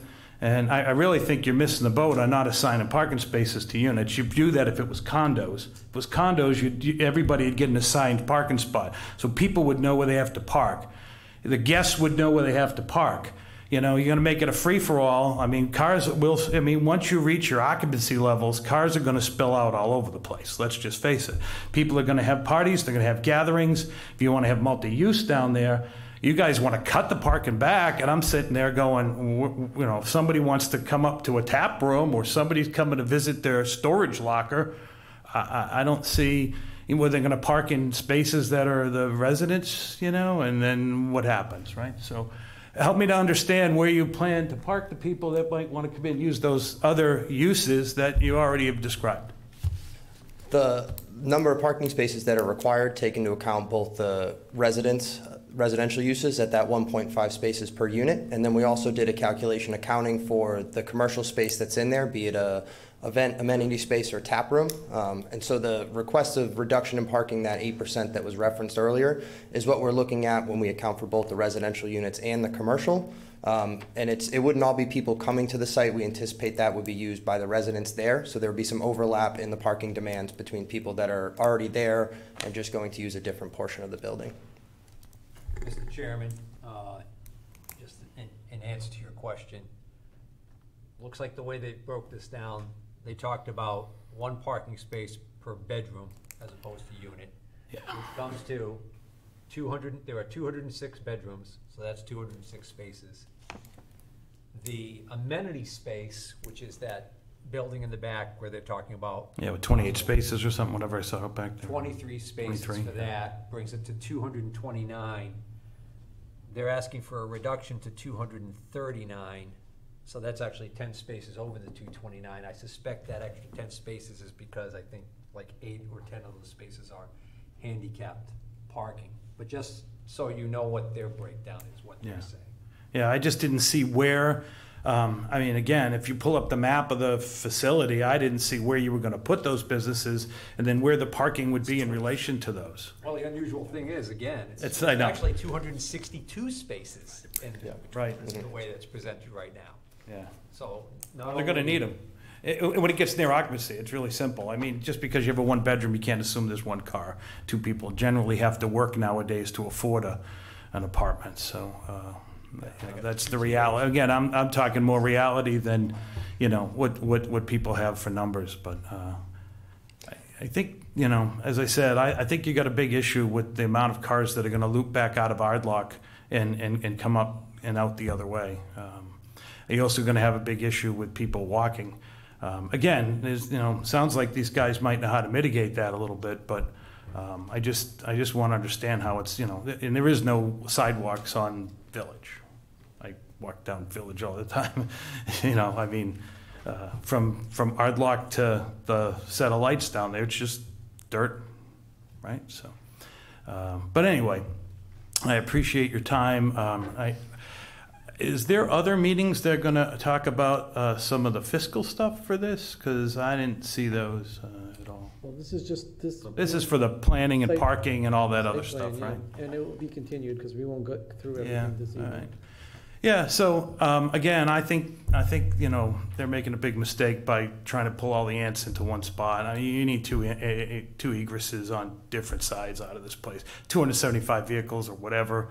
I mean, they're not all moving at once, but a lot of them are moving at similar times to work. People coming in, whatever, people visiting, that kind of stuff. There's going to be a huge amount of traffic, and I don't think a lot of it's going to be going in the area which they did their studies on. So it's my opinion. Thanks for listening. Thank you. Mr. Chairman, a quick question for Mr. Berry. Sure. On the zoning analysis table, we have a 25% reduction in the spaces. Can you please educate me on what that is? I know I should know, but I don't. In the provisions for a mill conversion project, it says that where there's two overlapping uses, the board may grant up to a 25% space reduction. We had shown what that is, what it would be if we requested the full 25. We're not looking for a reduction to that. It's about 8% from the 256 is the total number required to the 239 that we're providing. Excellent, thank you. Yep. And just on the breakdown of parking with the amenity space on our analysis, we'd come up with that requiring about 23 spaces, which leaves about 216 for the residents, just for how we kind of broke out the spaces there. Understood, thank you. I got a question for you. Hey, what's his name? Mr. Berry. Oh, Mr. Barry. Where do you plan to put your trash containers? And is that gonna affect your parking? Trash we're looking at will be contained within the building, and then we'll Inside likely the be, building? and So it then won't affect any parking spots? we will confirm any trash locations that are needed based off the comments we received from Vanessa in their comment letter, and as we understand the operation of the building. All right.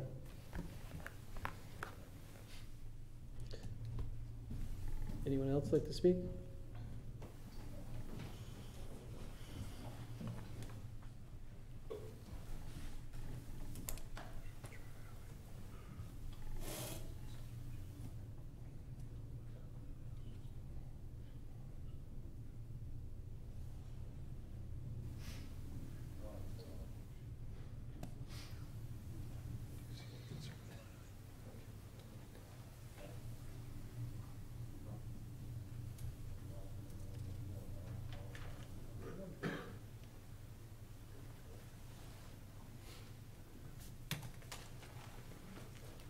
Good evening, I'm Lisa Prince, the CEO of Tri-Valley, who owns the adjacent property at 10 Mill Street. I'd like to thank John and all the guys for this presentation. We are in full support of this project and think that it will do a wonderful thing for the town of Dudley. Being one of the largest employers, we do have a parking lot. It is private property. I currently have 170 full-time employees who report to work every day and over 100 volunteers. So the parking lot is not used. In fact, it is fully used. And with the plans as proposed, we are forfeiting about 20 of our parking spots to this project. I realize that parking is an issue. I frequent Dippin' Donuts. I know what the traffic is like. The need for housing in this state, particularly low income and disadvantaged housing, is dire. The fact that this project is underway will bring economic support to our town, people accessing housing that currently cannot, and hopefully will be a wonderful improvement to the town of Dudley. Regarding the sidewalks and everything else, the study does show that that is a need. The Complete Streets project is currently underway. We have a new crosswalk added to Mill Street, so if you haven't taken a ride down, come check it out. There are sidewalks on Village, but only on one side of the road, so you have to do this really awkward transition, crossing back and forth to get to it. And I'm fascinated by the pinch point resolutions because being a frequent pedestrian myself, Dippin' Donuts, it's treacherous where that pinches. So the fact that that's being addressed, I think, is really beneficial to the town. One question that I do have, and it's related more to the larger drawing that shows the green outbuilding towards the back. I don't know if we can bring that back up. The police and fire department and this board as well have received complaint letters from Tri-Valley regarding the falling down building that's currently on the back side.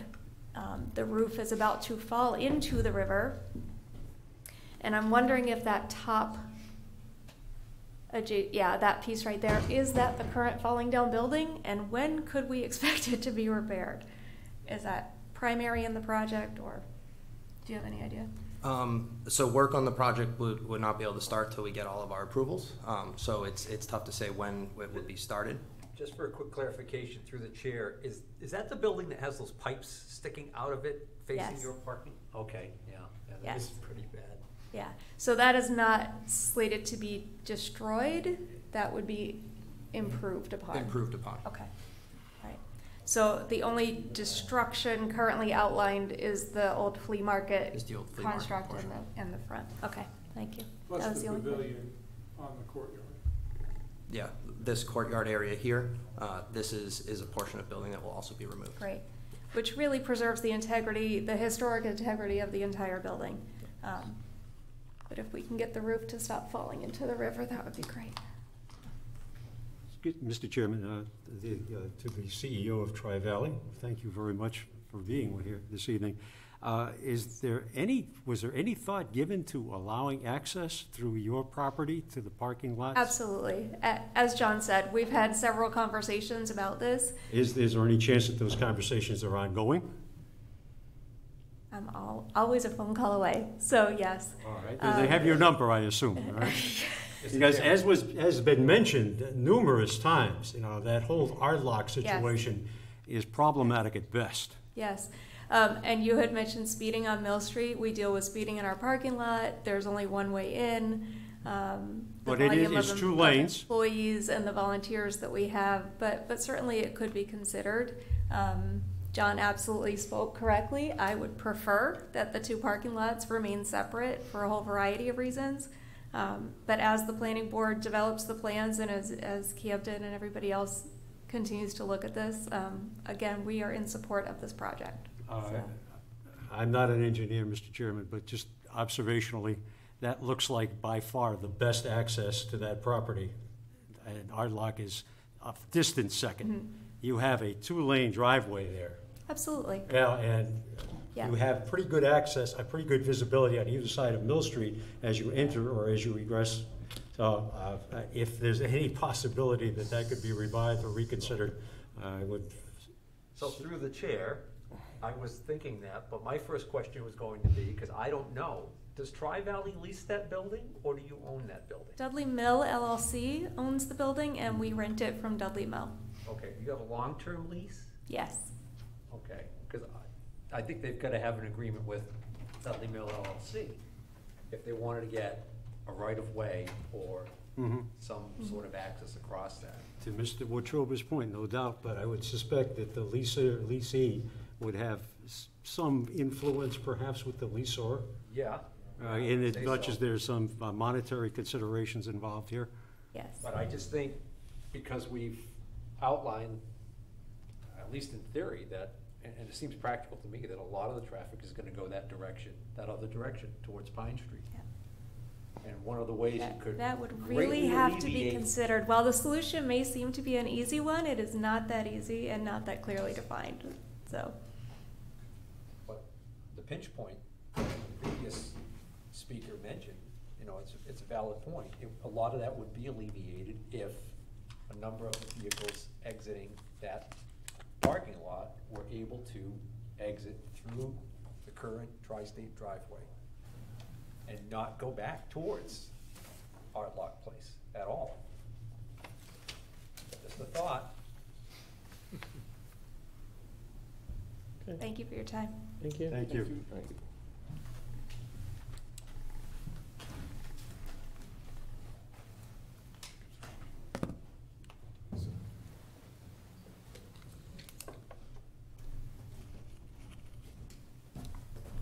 Good evening. Sean Bose, live on Mill Street, actually, so a couple of questions just varying across traffic and building. One, where I'm at on Mill Street is just 2 doors above the project heading north. Obviously, traffic is a huge concern, as Mr. Troba mentioned in his area, coming up that street. Just to clarify, it is not 30 miles an hour on that street, it's 25. And everybody that lives on the street, at least from the ones I've talked to, the only people we notice anymore on that street is someone that's going 25. So it's kind of out of its place when someone's actually doing what they should be doing on that road. When heading north and coming down, heading north, they basically take Charlton Street like it's turn 3 at Loudon, completely going into the other lane. It's just unsafe at that point. Coming down the street, they take a quick look over their left shoulder, no stop, just go right through it. I really think that needs to be looked at as a hard stop, reconfigure the Charlton Mill area, and try to devise some type of plan to slow the traffic down going up that street. You need more crosswalks. Crosswalk coming down Charlton onto Mill ends at, I believe it's 17 Mill. It just stops, doesn't go anywhere. So you have people crossing right in front of my house who literally have to wait with their dogs and bicycles and everything else, and the kids trying to come across. And in all the years I've been there, over 20 years now, it's been very close to someone getting really hurt. So I think it really needs to be looked at as the speed going up Mill Street and down Charlton, anywhere from Flaxfield to Chestnut, right up to Pine. Everybody coming from Oxford Ave, from the Oxford IPG area, knows that they can skip a light if they cut through. And everybody just comes right down that road. So it's extremely busy. I know that the analysis, I believe, was done on May 25th, which was a Tuesday. Has anyone looked at it on a Saturday? I know there's going to be multiple things going on in this facility, which I think is great. Don't get me wrong, this is a great project. But I just think other things need to be looked at, because now you're adding the bar. You're adding, I believe there's supposedly weddings and stuff going on here, so you're adding multiple people, cars, all hours of the day and night. Tuesday might be a bad day to look at this, because on a Saturday or Sunday, I'm waiting in my own driveway to get out of the driveway for multiple minutes some days. So I really think it'd be a worthwhile look at the entire thing. As far as something off of traffic, I'm concerned just to understand better the lighting pattern of the building. Obviously, my side of the house, south side, a lot of windows on that side of my house. Right now, is all the lighting in this development going to be development facing, downward blast, those type of lighting patterns within the project and out in the parking lots. Another concern, just going mechanical side, emergency generator. Where's it located? How often is it going to be going off? Is it building side? Is it outward on the parking lot side? Is it outward towards the neighborhoods? Where is that plan layout, and how does that affect, the residents within the area? Another thing, I haven't looked into it yet, maybe somebody here knows, mechanically, is there any mechanical on the roof? And what are the provisions for that, being southern facing, sun bouncing off the rooftop equipment? What style equipment is it? Is it going to be fencing on the roof, non-fencing? Is it going to be epoxied? What color is it going to be so the sun doesn't bounce off of it? That'll affect the entire backside of the neighborhood if it's placed on that side. So the traffic-wise, on a different level, during the construction phase, is there gonna be a separate traffic construction pattern? Because obviously there's gonna be plenty of 18-wheelers, plenty of dump trucks going through the backside of the neighborhoods to get out of here. Probably, I don't know if the pit's gonna be used up at the other end. What is that traffic pattern gonna look like? What's gonna be the town's mitigation to clean the streets for the duration of this project? Because obviously that's gonna affect most of the neighborhoods. I apologize, I'm just reading my notes. And overall project duration, from milestone conception to final CO, how long is that process gonna be, so that we kind of understand traffic patterns, duration, hours of the project? I mean, how is this gonna affect the residents? You know, so that we can all come together to make sure this project's successful with minimal complaints. So, just some different thought processes. So, appreciate your time. Thank you. Rose, could you sign it, Yeah, please? yeah, I signed it earlier. Thank you.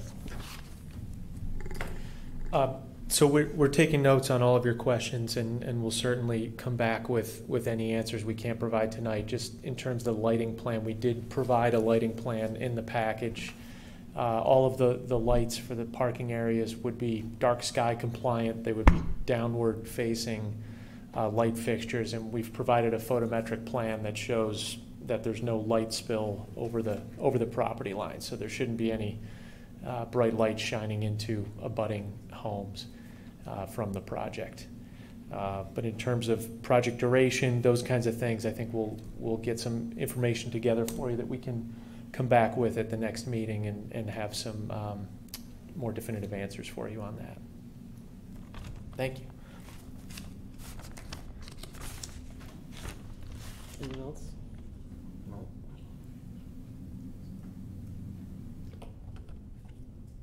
Anybody else from the public like to speak?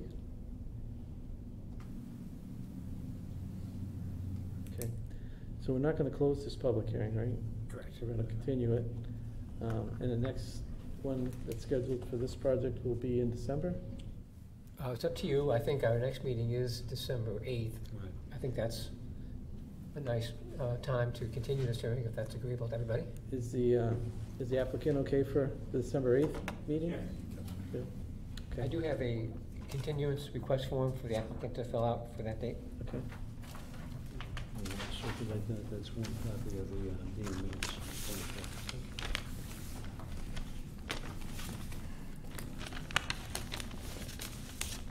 Mr. Chairman, I thought maybe at the next meeting we would talk about the civil engineering aspects of the study. We should have our civil engineering peer review discussing the stormwater, grading and that kind of thing. So I'd like to pick up those topics, and then we can continue the traffic discussion as well. Right. Well, And hopefully get, town department staff comment letters that we could address their concerns as well. Would we actually have Graves present for that meeting, or would we? Yes, I think I would invite him to come. Okay, so we'll have our consultant town engineer at the next meeting to go over the civil engineering issues. Okay. Has the applicant seen the comments from the police chief? Yes. Yeah, I did forward that letter. I think it'd be good to see their comments to that letter, to his comments. Because I think he was calling for a lot of traffic items that, big picture, we touched upon tonight, and it'd be nice just to kind of get a general response. Okay, so we will. Mr. Chairman, in regards to the police chief's letter, the word pedestrian appears there with some frequency. I know much of what we've discussed is regards to vehicular traffic, Right. and that certainly is a large component here, but hopefully we're going to get a lot of people walking, which is, I think, generally better for your health than driving. So I'm really hoping that some goodness can come into this picture. All right, so we would reconvene at 7:15 on December 8th, it was? Yes. Okay. So December 8th, 7:15, we'll reconvene on Stevens Mill. Excuse me, project. Mr. Chairman, one more question. Bill, do you think we might have some input from the police, from the fire chief, rather, by that time, by the 8th? I will get in touch with the fire chief and ask for a letter by that date. Thank you. Right? I'm sorry, I missed the conversation. What are you looking for? Well, questions have been raised with regards to the access as far as emergency vehicles, the Yes. turning radius, so on and so forth. Going back to some of the original questions regards to sprinkler systems, if the fire chief, public safety seems to be one big blur in my life right now, but if the fire chief would happen to present his comments or provide his comments and his thoughts on that, I think they'd be appreciated. We already have something from the police chief in regards to his Can component of those this. questions be put into just bullet point fashions and sent over to our department so we can just answer individual? I'd be happy to do that, sure. Well, I think we Yeah. could put something together. In worst case, the chief could always review the meeting. Correct. Video. But we just don't want to miss anything. Well, Just want to make sure that we're the going to video answer. would ensure not missing anything, but if the bullet points will suffice, then certainly let's go that way. Okay, thank you.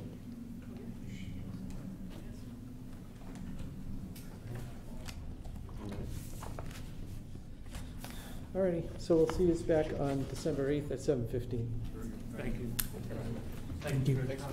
Thank you. Thank you, Jeff. Appreciate it. Sorry? That was too low-key. What's going on? We're just starting.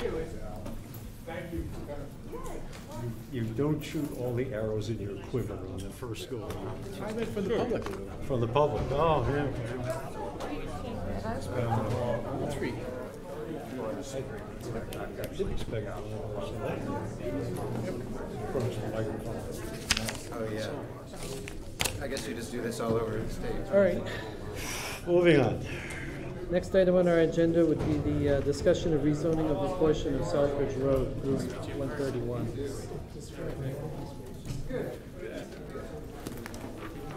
Just give them a minute to clear out the rest of the line.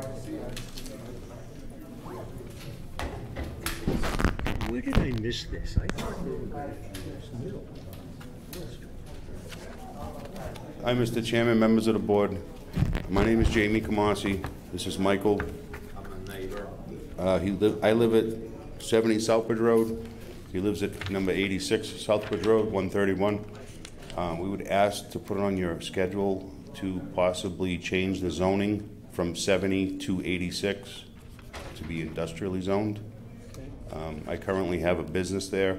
I have a permit, and he's looking to do similar to what I am doing. I'm not sure if it was industrially zoned previously when I got the permit and now it's not. This is something I would like to have you put on your schedule if you could, please. Where exactly are we talking about? Could you give us some landmarks? Route 131, Yep. Myriad Fiber Imaging. Oh, okay, I'm the second driveway after that on the right. okay, JCTR Auto Repair, okay, yep, and he lives at number 86. Pretty much 3 houses behind him after him. okay. So And When I what's- initially got the permit to do business, I wasn't aware that the industrial line stops at my property. Okay, And I've been doing business there since 2018. all right, so you would like to, so what you're showing us there on the map, Bill, with the blue dot or a green dot, I can't really see the color. Yes. That's the lot that's in, that your business is on. That's number 70, yes. Right, and your lot is after that one? mine is 86, yep. That SNL Auto Sales over there or something? We're further up the road. Yeah, you're going towards Southbridge. Correct. But it's a plenty businesses on that road. Yours, excuse me, Mr. Chairman, if I may, yours is a red brick residence Yes. currently? Yes. And you've got, what, about 6 acres or something there? No, it's a 2 acre. You got 2 acres, 1.97, and the other gentleman has 1.67. I do have a plot plan of our land. Could you bring up a Sure. short list? That would be great. I believe the reason this was a mistake was because wherever these numbers are not accurate. This is my lot and it says 56, and that's actually supposed to be 70, and his is 70, and that's actually 86. Okay. We have petitioned from 48 to 91 of anybody. Okay. in favor of our So would we, business would you want the how far would you want the rezoning to go? from my property line. To this property? Yeah, but that's actually 86. Okay. And my am 70. So, and these other property owners along here are fine with that? That's the ones you get the signatures for? Correct. And across the street. And they understand what the situation would be changing from to?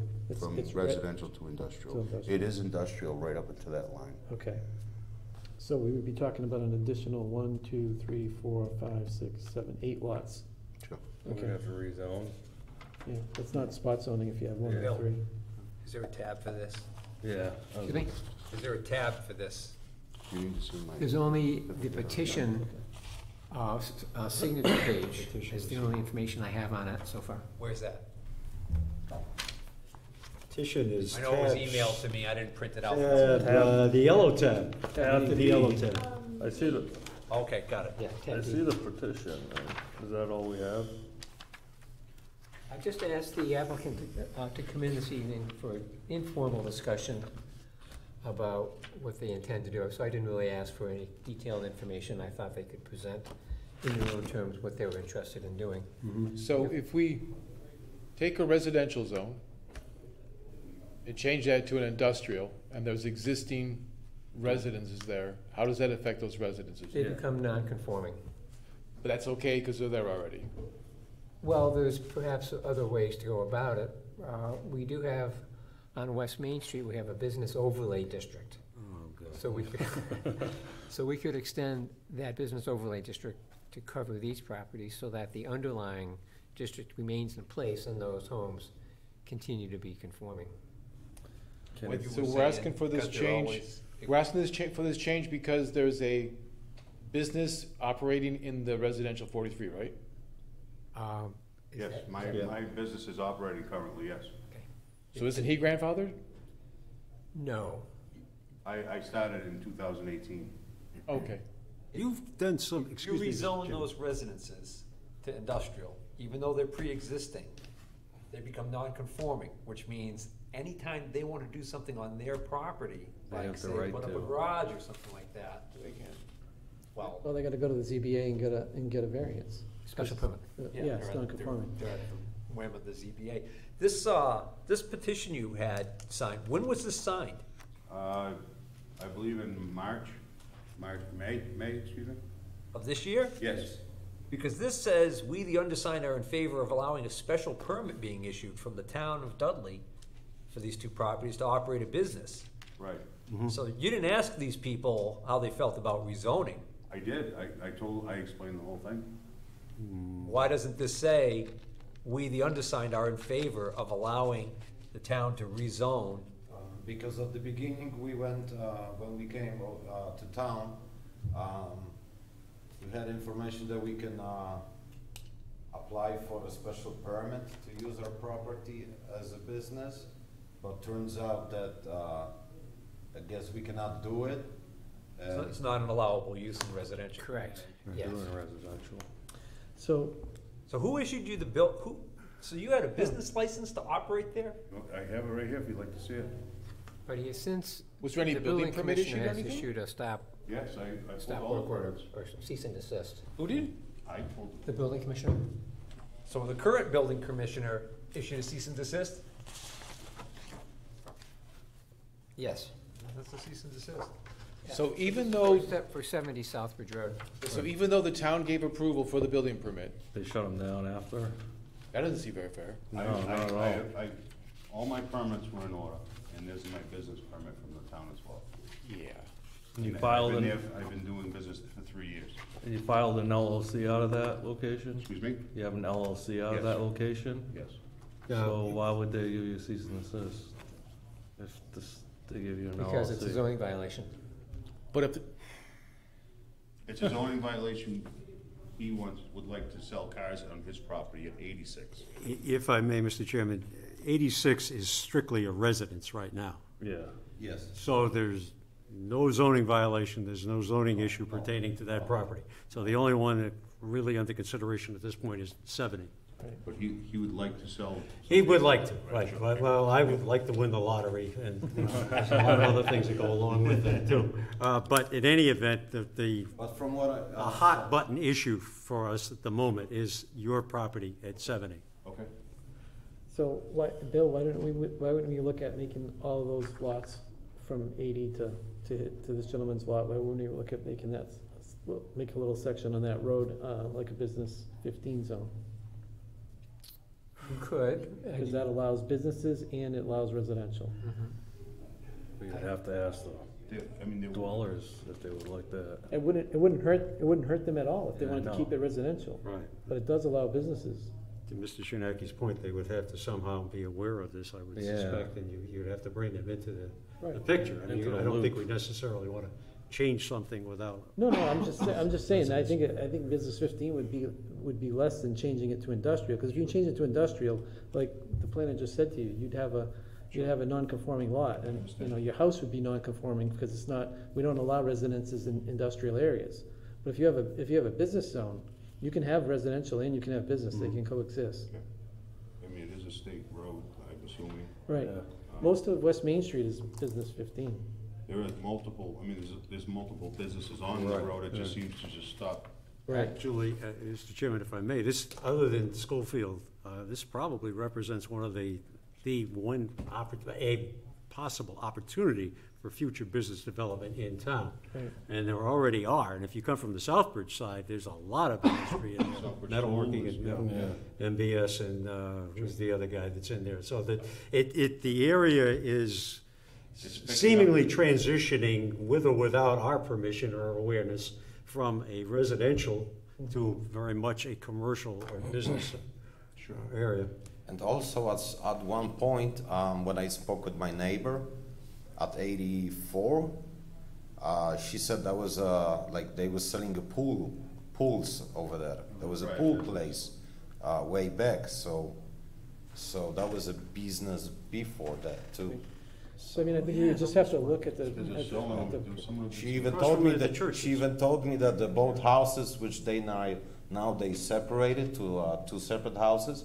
Before that was a pool place, which was both houses. It was just that one pool place. Yeah.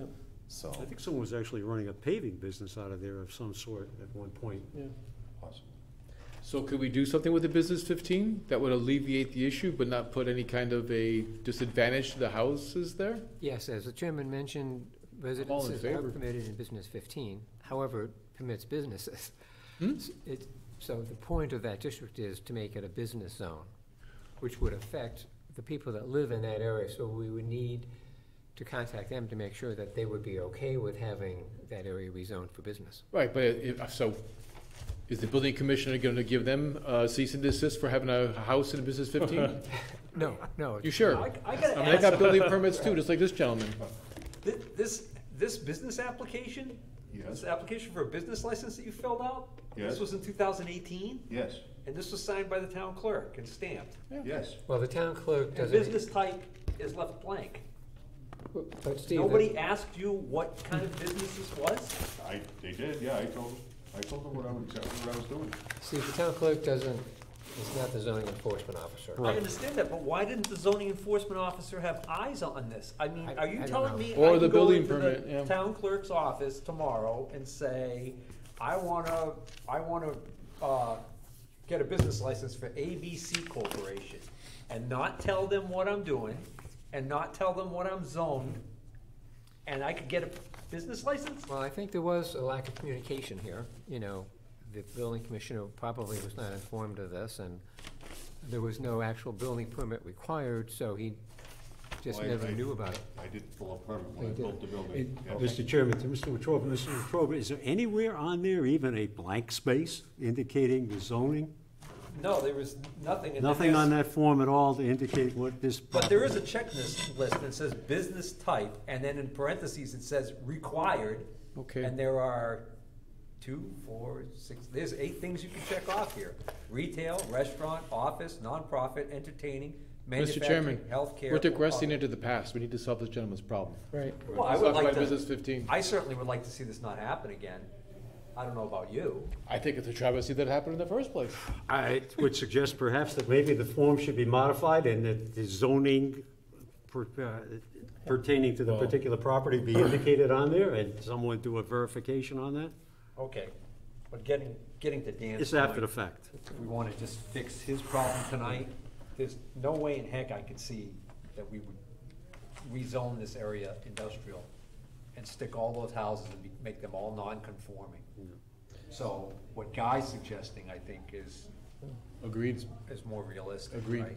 If we can get that done, that sounds like it'd be the best solution. We just need to see if Business 15 allows all the uses for what these gentlemen would like to use their property for. I mean, if it does allow retail sales of automobiles, and it does, you have like an automotive repair, if it allows those two businesses, then, I mean, I think they're a lot closer to where they need to be than zoning it to industrial. And then you go back and you get your list of people that you had signed there saying special permit, and you get them to sign something saying that they would be agreeable with having that area rezoned to business 15. Or even better, we could have a meeting and have it scheduled, and if you can get the people to come, and we can explain it to them. Tear them away from their TV sets on a Wednesday night. I mean, if I had a date, I would do that. I would walk through door to door. Everybody's friendly in the neighborhood. Everybody everybody's friendly. We all plow each other's driveways. Everybody's just friendly, happy. Have you ceased operations? Is that what the situation is now? It wasn't really I've been still working, yes.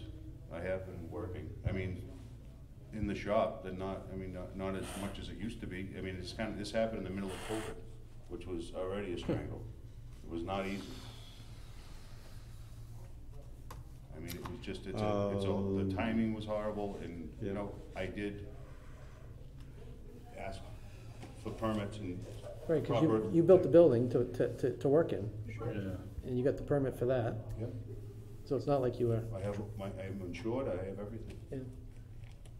Is there any way, Bill, that we could contact the building commissioner and let him know that there are plans to solve this problem so that he could maybe temporarily put a hold on the cease and desist? Sure, I'd be happy to talk to him about that. Okay. All right. Yeah, I think we can work something out. I mean, but we gotta get all the people that you had sign that petition and all the people that this would affect, we gotta just make sure that they're notified. Your petition's great, but, okay. I mean, what we're proposing is something different than what you told them, so we wanna make sure they understand exactly what would happen to their property. And what was it that you said? So we would propose changing all those lots to what we call Business 15. Business 15. Which is similar to West Main Street. Okay. So I believe right now we're in Business 15. I could check, but. Yeah, I think we are.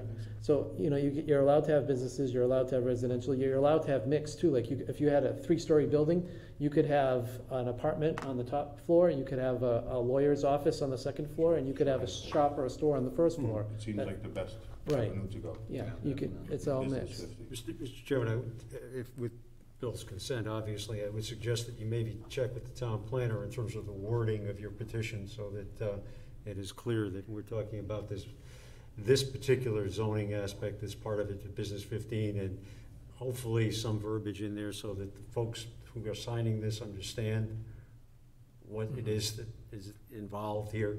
Because what I see in front of me is kind of vague.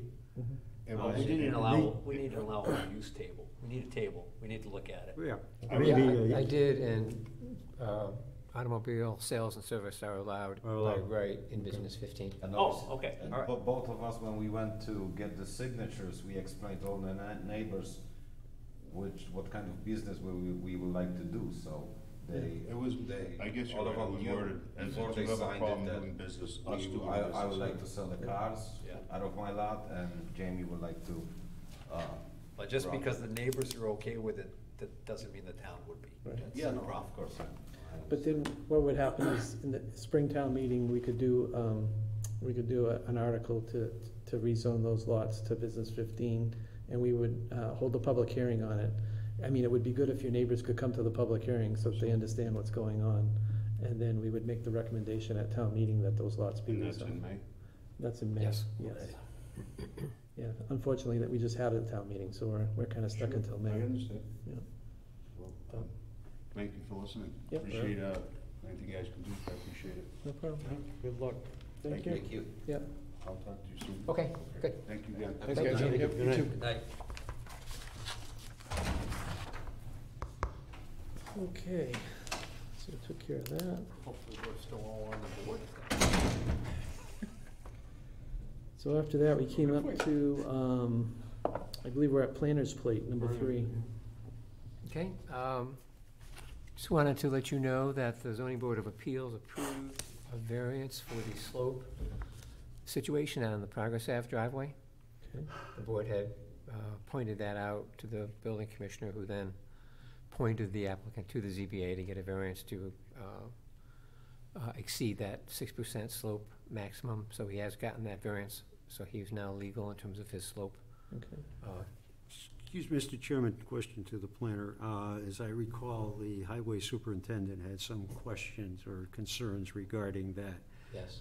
Did he have opportunity to express his feelings regards to this, or? He had made that very clear, that Very clearly? he thought it would be unwise to have a very steep slope going into the road at such a short distance. He would have preferred to see a longer curve to the driveway up to the garage, but that will not be happening now. There are other residences being built on that road, or are they going to be subject to the same concern? in Well, terms they of- have to conform to the bylaw or get a variance, so that's. Oh, okay. So is he gonna go for a variance for the one that he's building right next door that guy told me I about? do not know. It looks like the driveway's coming in at a 90-degree angle. You know, I I've think, seen it. you know, he It's could have made an ridiculous. argument before that he wasn't aware and that he had a hardship. Now that he's aware of it, it's gonna be a lot harder to Yeah. make that case. So is anybody else disappointed that a subdivision regulation can just be thwarted by, It's not a subdivision, it's a zoning article, I'm sorry, a zoning article?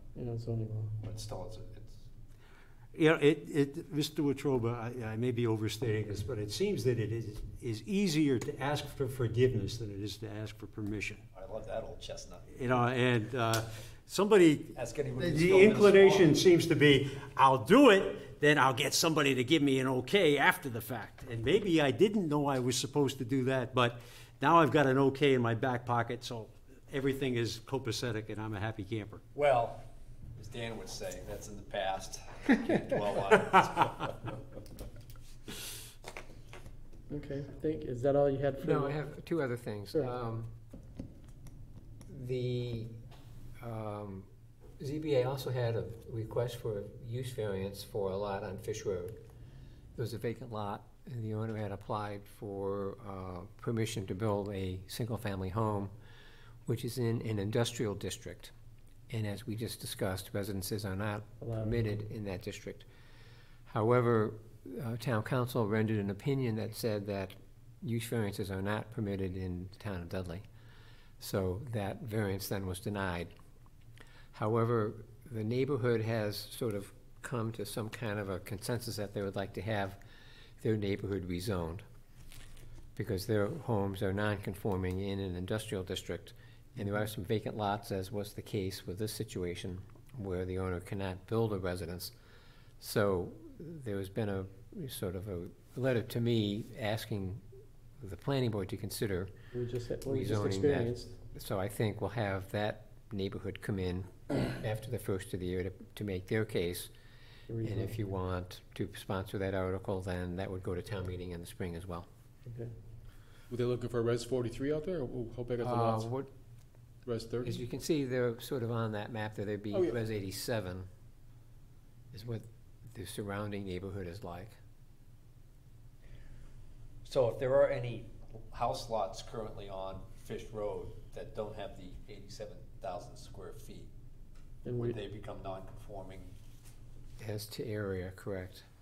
So we might want to consider Res 43. What am I saying? If they're industrial, they're already non-conforming now. Well, the question will be Residential if they're homes. not conforming in area, if we zone to 87. I guess it's better to be non-conforming and closer to what you're supposed to be in, residential at least, as opposed to being Right, so non-conforming. we'll look at that and sort of figure out what's the best way to go forward. Yeah, we might not be able to accommodate every single lot, but we can make the best effort. Right. Yeah, okay. The other issue in tab G of your binder. You may recall the planning board approved a open space residential development off of Jesse Road a couple of years ago, and that project has not gone forward. It is up for sale, and the potential buyer is Jim Haynes, who's developing Country Club Acres. So you may recall when he wanted to acquire that development, he asked the board to reconsider the two-family units to allow single-family units. So he's doing something similar here. The Jesse Road subdivision was all detached, single detached units. So he's not changing that, but he would like to increase the density. And he hasn't bought the property yet. He's doing his due diligence before committing to purchase the property. He wanted to get the board's reaction to some of the modifications that he's proposing. So we have one sheet that shows the approved subdivision, and then he has just sort of a schematic showing what he would like to do there. He has 3 frontage lots, excuse me, 3 frontage lots on Jesse Road, plus a modification to the number of units on Forest Road. So I told him I would bring this to you tonight because he has a limited time span with which to act on purchasing the property. And so your opinion tonight would not commit you to anything further. If you're really opposed to what he would like to do, we'd let him know, and then he'd probably say thank you and walk away. If you were interested in considering this kind of thing, he might stick with it and continue to purchase the property, then come back for a formal modification of the plan. Mr. Chairman, is this going to be another 55 and over? I think so, yes. I can't. So I still see the 3 road frontage lots, and then it looks like he's going up from 2, 4, 6, 8, 10, 12, 15 to... So this is gonna be a private road? I believe so. It was a special permit Right. the planning board approved for an open space development. It looks kind of like conceptually the same thing that you have off of Airport Road with a private road, I assume. That 24. That is wet. I don't, about that. all these wonderful dash lines with wetlands noted on there. I know. That is wet if you walk there, if you've been in there. He will need to do some serious dewatering of that site in order to make that work. Because that is wet up That's what we said about the Airport Road property. This is, I guarantee you, this is wetter, okay? Well, I'm no that's hydrologist, but this place is gonna need sponges. I mean, That's why the original subdivision lost some houses, right? The original subdivision. For conservation. Jesse? Yeah. I wasn't here at the time, so I don't know what. But I believe that was originally even more houses. we can't just change conservation the density in the subdivision. That's what the underlying zoning is there. I mean, the only way he could get this plan to work on this lot would be if he reapplied the whole, if he bought the property and reapplied as an open space subdivision. Agreed. Yeah. Yes, he'd have to come back and reapply or get a modification or something, but Yeah. He'd have to reapply. what you're doing tonight is just, Yeah. very off the cuff, and whether you're open to it or not. To the chair, Redesigning the if whole I may. thing. Yeah, With it's regards to Legacy and now Country Club Acres, we have, as I recall, 21 waivers. I mean, somebody's legal career will succeed or fail based on those 21 waivers at some point. Are we contemplating something similar in this regard? As it looks an awful lot like the same thing. Are these? If this kind of development is going to continue, then maybe we need to revisit some of our fundamental documents, if you will, because I kind of feel under an apoplectic situation when I hear of overlay districts, but the idea of 21 waivers, it's unwieldy. And nobody's going to remember them. If you remember 19 of them, hats off to you. It's only going to be confusion at some point. we have to streamline the process. If there's a way to do it, we have to find it. Okay. I would say, in my opinion, if he wants to buy it and he wants to do what's been approved, he has every right to do that. But if he wants to do A whole new a plan. new plan like what he's proposing, that's a whole new subdivision. So he'd be taking the risk that it would get approved to the point where he would be able to utilize that. And I mean, one of the things you have to look at with the open space subdivision is you gotta leave a lot of space open. And I think in this case, where it notes that there's 17.29 acres, I think a majority of that's all wetland. I mean, we gotta look at, if somebody's gonna do an open space plan, that there's actually real open space there that can be used by the town. That was the purpose of an open space subdivision. You cluster all the houses together in one portion, but you get a large usable piece of property afterwards.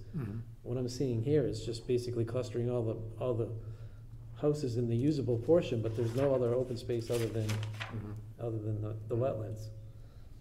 So, I mean, yeah, I mean, if he wants to purchase it, I think he would be taking the chance of coming back to us and, you know. As Mr. Chairman, it may not be pertinent to this, but discussions I've had with Mr. Haynes, he uses the same plan, be it Shrewsbury, be it in Dudley, and he has the same floor plan, everything is the same. It's like cookie cutters. He just does the same thing over and over again. I suspect that that's very much what he has in mind for this property, if he is able to do so. Well, he could build those houses on this current plan. He just wouldn't get as many as he would like. Say that again? He could build those houses that he's building. He could build the same floor plan on this lot, but he would only end up with, what was the total number here? 1, 2, 3, 4, 5. The original plan is 15. 18 with the frontage Well, lots. 18. So he could build 18 of those houses right now if he bought this property. 18 single family, right? Yeah. Yeah. Yeah, use the same plan that he has. Right. So he's looking to increase the density to get more units. Well, if he's looking to do that, then it's in my opinion, he's got to resubmit a new plan. This is 24 plus the 3. Yeah, I think it's more than just a simple modification. It's an Right. actual resubmission, and certainly the stormwater management aspects of this plan will be critical. In the hill. Yeah. I mean, retaining wall. Correct, retaining wall. So if I may, if he wanted our initial input, my initial input would be there's no way this is gonna work. We've got that hill to contend with. There's gonna be at least 3 or 4 of those units on the south plan side here that just simply aren't gonna work. Then you have the issue of none of these dead ends have any kind of a fire department turnaround or whatever else. I'm assuming there's gonna be something needed, and then we're getting into the wetlands.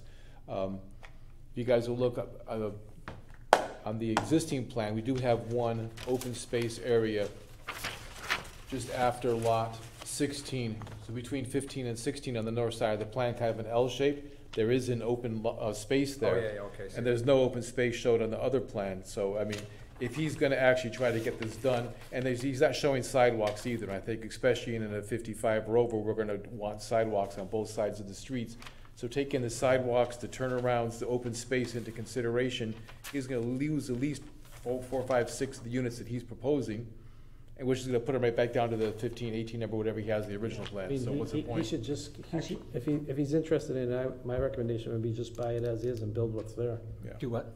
My recommendation would be, if he can make it work, buy the subdivision as is and leave the current approved plan in play. Bill, actually, that brings up a good question. You said sidewalk standard, Yep. made me remember something. Wasn't there a provision that the original approved subdivision, that the developer would construct sidewalk down to Mason Road on Jesse? I thought that was I something think he was that only going to the extent of that lot 3. Yeah. He was going the other way, all the way. But as far as Oh, towards okay, Mason, up he the was. He was gonna build a sidewalk all the way up to Alton Drive, That's right, but only right. go to the end of his property. Right, and then it was gonna go partway down Jesse, get that much closer to Mason. our potential new sidewalks. On Mason. Hopefully that we're gonna get. So, my question, Bill, is, does that still go with this if it's sold to somebody new? It's part of the conditions. Sure. Yeah, part of the conditions. It is? Yep. Oh, okay. Yeah, There is another property in the corner, Oh, okay. Here's All right. another property. blue house. I'm talking to the right guy. Okay. Well, I think it's been useful for you to discuss this, and I'll pass on your comments to him and let him make his own Okay, decision what he wants to do. thank you. So you all set with the planner's plate, Bill? Yes. Okay, comments from the planning board? Anybody have some comments? Just real quick, anybody been up to Lions Estates recently? No. Not too recently. So when I went through there, I think I counted, I think I counted 4 or 5 houses being framed and Yep. another foundation in. I'm just wondering, don't we still have this pending issue over the open space that we wanted on? No, I think that was done. I thought we wanted to grant the waiver, but that we were waiting for. We were waiting for the Board of Selectmen Board to of say if Selectmen they, to if give they had us any a, interest in an open yeah, space for the that's fine, subdivision. go ahead. I did ask, but then I kind of slipped off my radar screen, so I can follow up with that question and see what the We selectmen had want him to here do. tonight, but If we could, yeah, if we could maybe wrap that up, just so Okay. it's one less thing, because he's moving right along, is my point. Mr. Chairman, a couple of thoughts, or a couple of things. One is, I don't know how or why, but I apparently missed the fact that there's not going to be access to these mill development off of Mill Street. I thought there was. And I took great comfort in knowing that that was a 2-lane driveway and that there was an abundance of parking spaces I think on that side of we the should driveway. hold off on any further discussion All on right, that okay, project, all because right. we've It's continued the just, hearing. again, I'm gonna hope that somehow something can be resolved in regards to I that. think there's more property at the end of that, even Okay, beyond that okay. driveway, so let them work it out. Alrighty, and the other observation was that, I know, I think, Mr. Wetruba, you made mention of Amazon, and the deliveries. You know, Oh, yeah. Yeah, and, you know, that whole thing is, it's not just Amazon anymore, it's FedEx, it's UPS, it's Peapod, local deliveries of prescriptions and pizzas and things. And to the gentleman, you know, who's living on Irdloc, he's gonna see a lot more traffic, not just the residents of those apartments. But the public hearing is closed, so we should probably, Right. yeah. we should So it's, move on. I'm out of order. Shame on you. Won't be the first, won't be the last time, I guarantee you that. Any other comments? I don't think we're gonna get any comments from the audience. Not likely. They deserted us. Our next meeting is December 8th. We have approvals of consultants and vouchers to pay. Those are in tab I. So we have Graves. We do wear out the alphabet. We got up pretty close to the end of it. I hate to bring it up, but isn't December 8th the date that we had ended up picking for the Tobin Farms meeting? Was there a date I- on that? We should talk about that. What would you like to do? Do you want to invite them in for that meeting? Yeah, I think that there are residents in Tobin Farms that are under the impression that December 8th was gonna be the day. But I know now we've got the continuation of this public hearing from Mel. And then how close is our next, so 14 days, we're gonna be pretty close to Christmas. When's I the- think we've decided to Skip the second skip one? the second December meeting.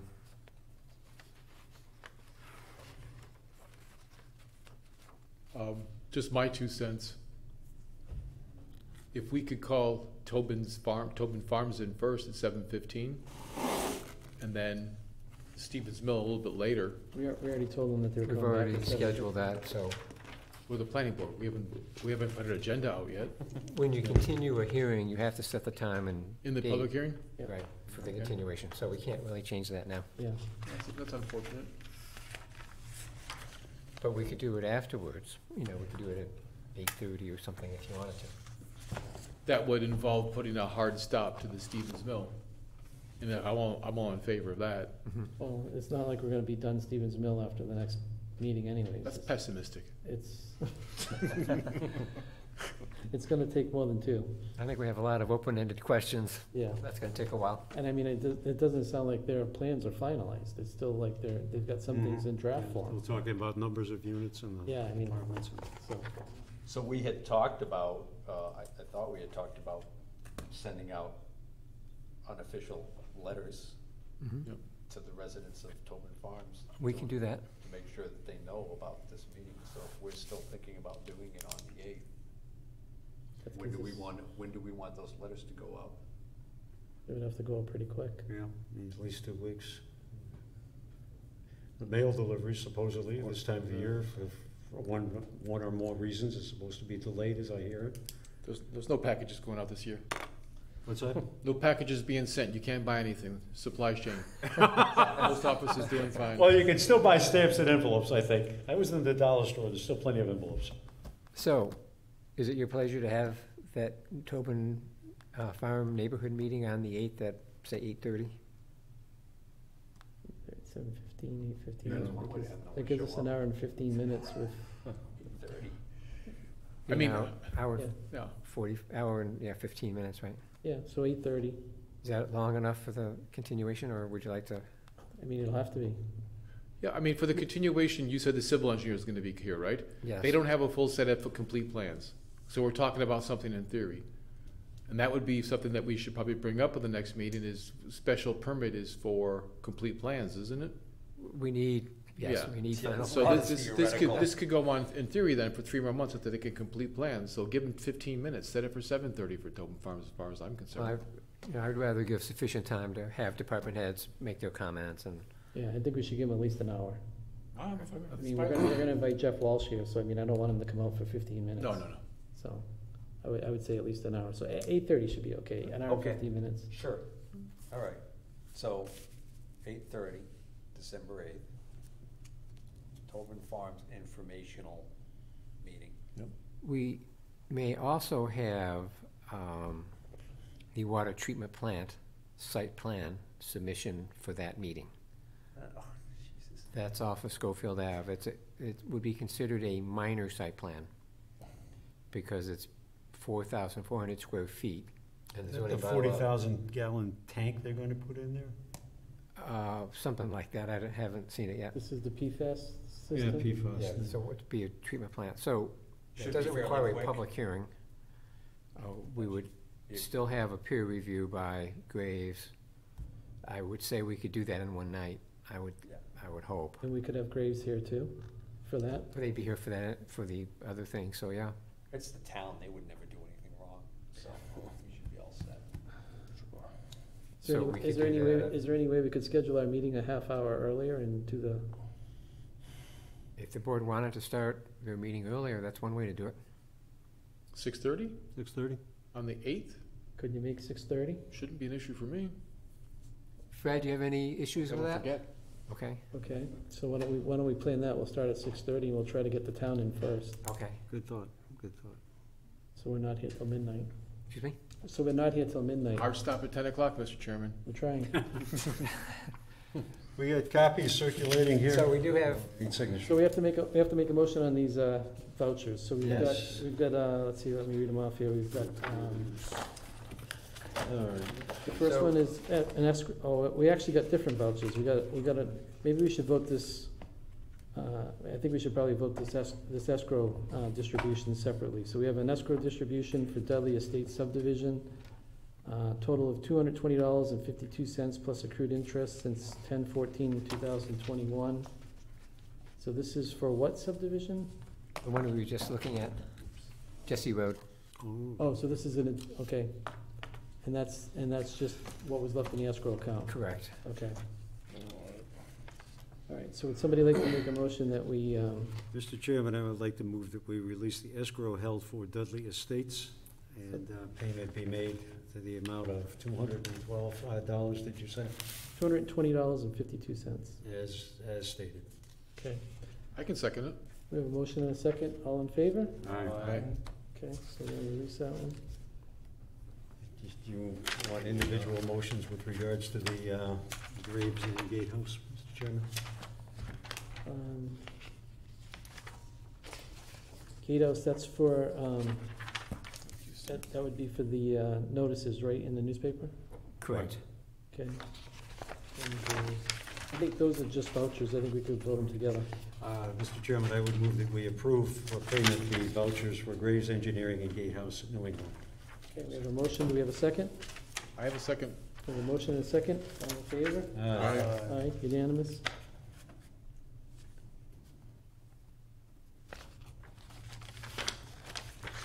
Okay, coming back this way. Can we go back to comments from the board for 1 second? Sure. Yeah. Want to welcome our new team member? I was going to do that. Thank you. Yes, I just wanted to introduce Tu Vo, who is the new planning board clerk, who we share with Conservation and the Highway Department. So she's now a full-time employee. I see. Cemetery. Yeah, welcome. Yes, welcome indeed.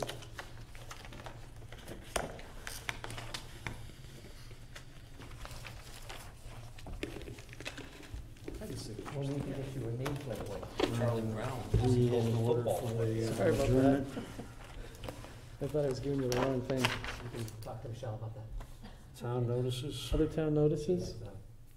Company name and whatnot. Bill, anything under other town notices? No, it's just one. I looked. No. It's the actual invoice in case you want to see it. Okay. Got it already. And other correspondence? Nope. Okay. Other correspondence, wasn't there something about 3537? What was the address, with the, something with the height variance was given? Yes, they did get a height variance. Chase, right? 3537 Chase Ave or something? Yes. What was that about? I don't know. That was the garage they built, right? I believe it was mechanical that they were going to put on the roof, was at least a part of it, and some extension of a. And then something about a stairwell. Fire escape as well, yeah. Okay. Stairwell. I think what they were asking for exceeds what is allowed currently, and I believe the zoning board gave them their approval, or indicated that they were okay with it at some level anyway. And this is for the Ethan Allen mill where they're doing the cannabis. The DNA. Okay. Marijuana. Oh, and the same approval. Okay. Just you guys. So will that be on the agenda next week, or next month rather? The issue with regards to the heights? No, they've gotten their variance already. We got the variance already, okay, so that's a closed issue, okay. Yes. All right, so then we'll have our next meeting on December 8th at 6:30 PM. So there was no second meeting because of the Thanksgiving holiday this month, Correct. unless you wanted to put that back on the agenda. No, that's fine. And what about the second meeting in December? That was also gonna be canceled, the one that's closest to Christmas, right? I'm gonna need one. Yeah, So 14. 22nd then, right?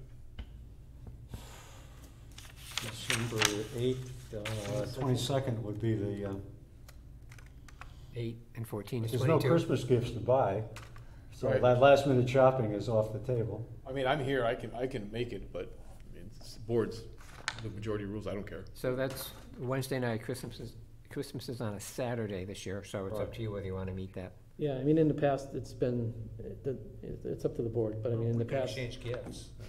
In the past, we have eliminated the meetings closest to Thanksgiving and the closest to Christmas.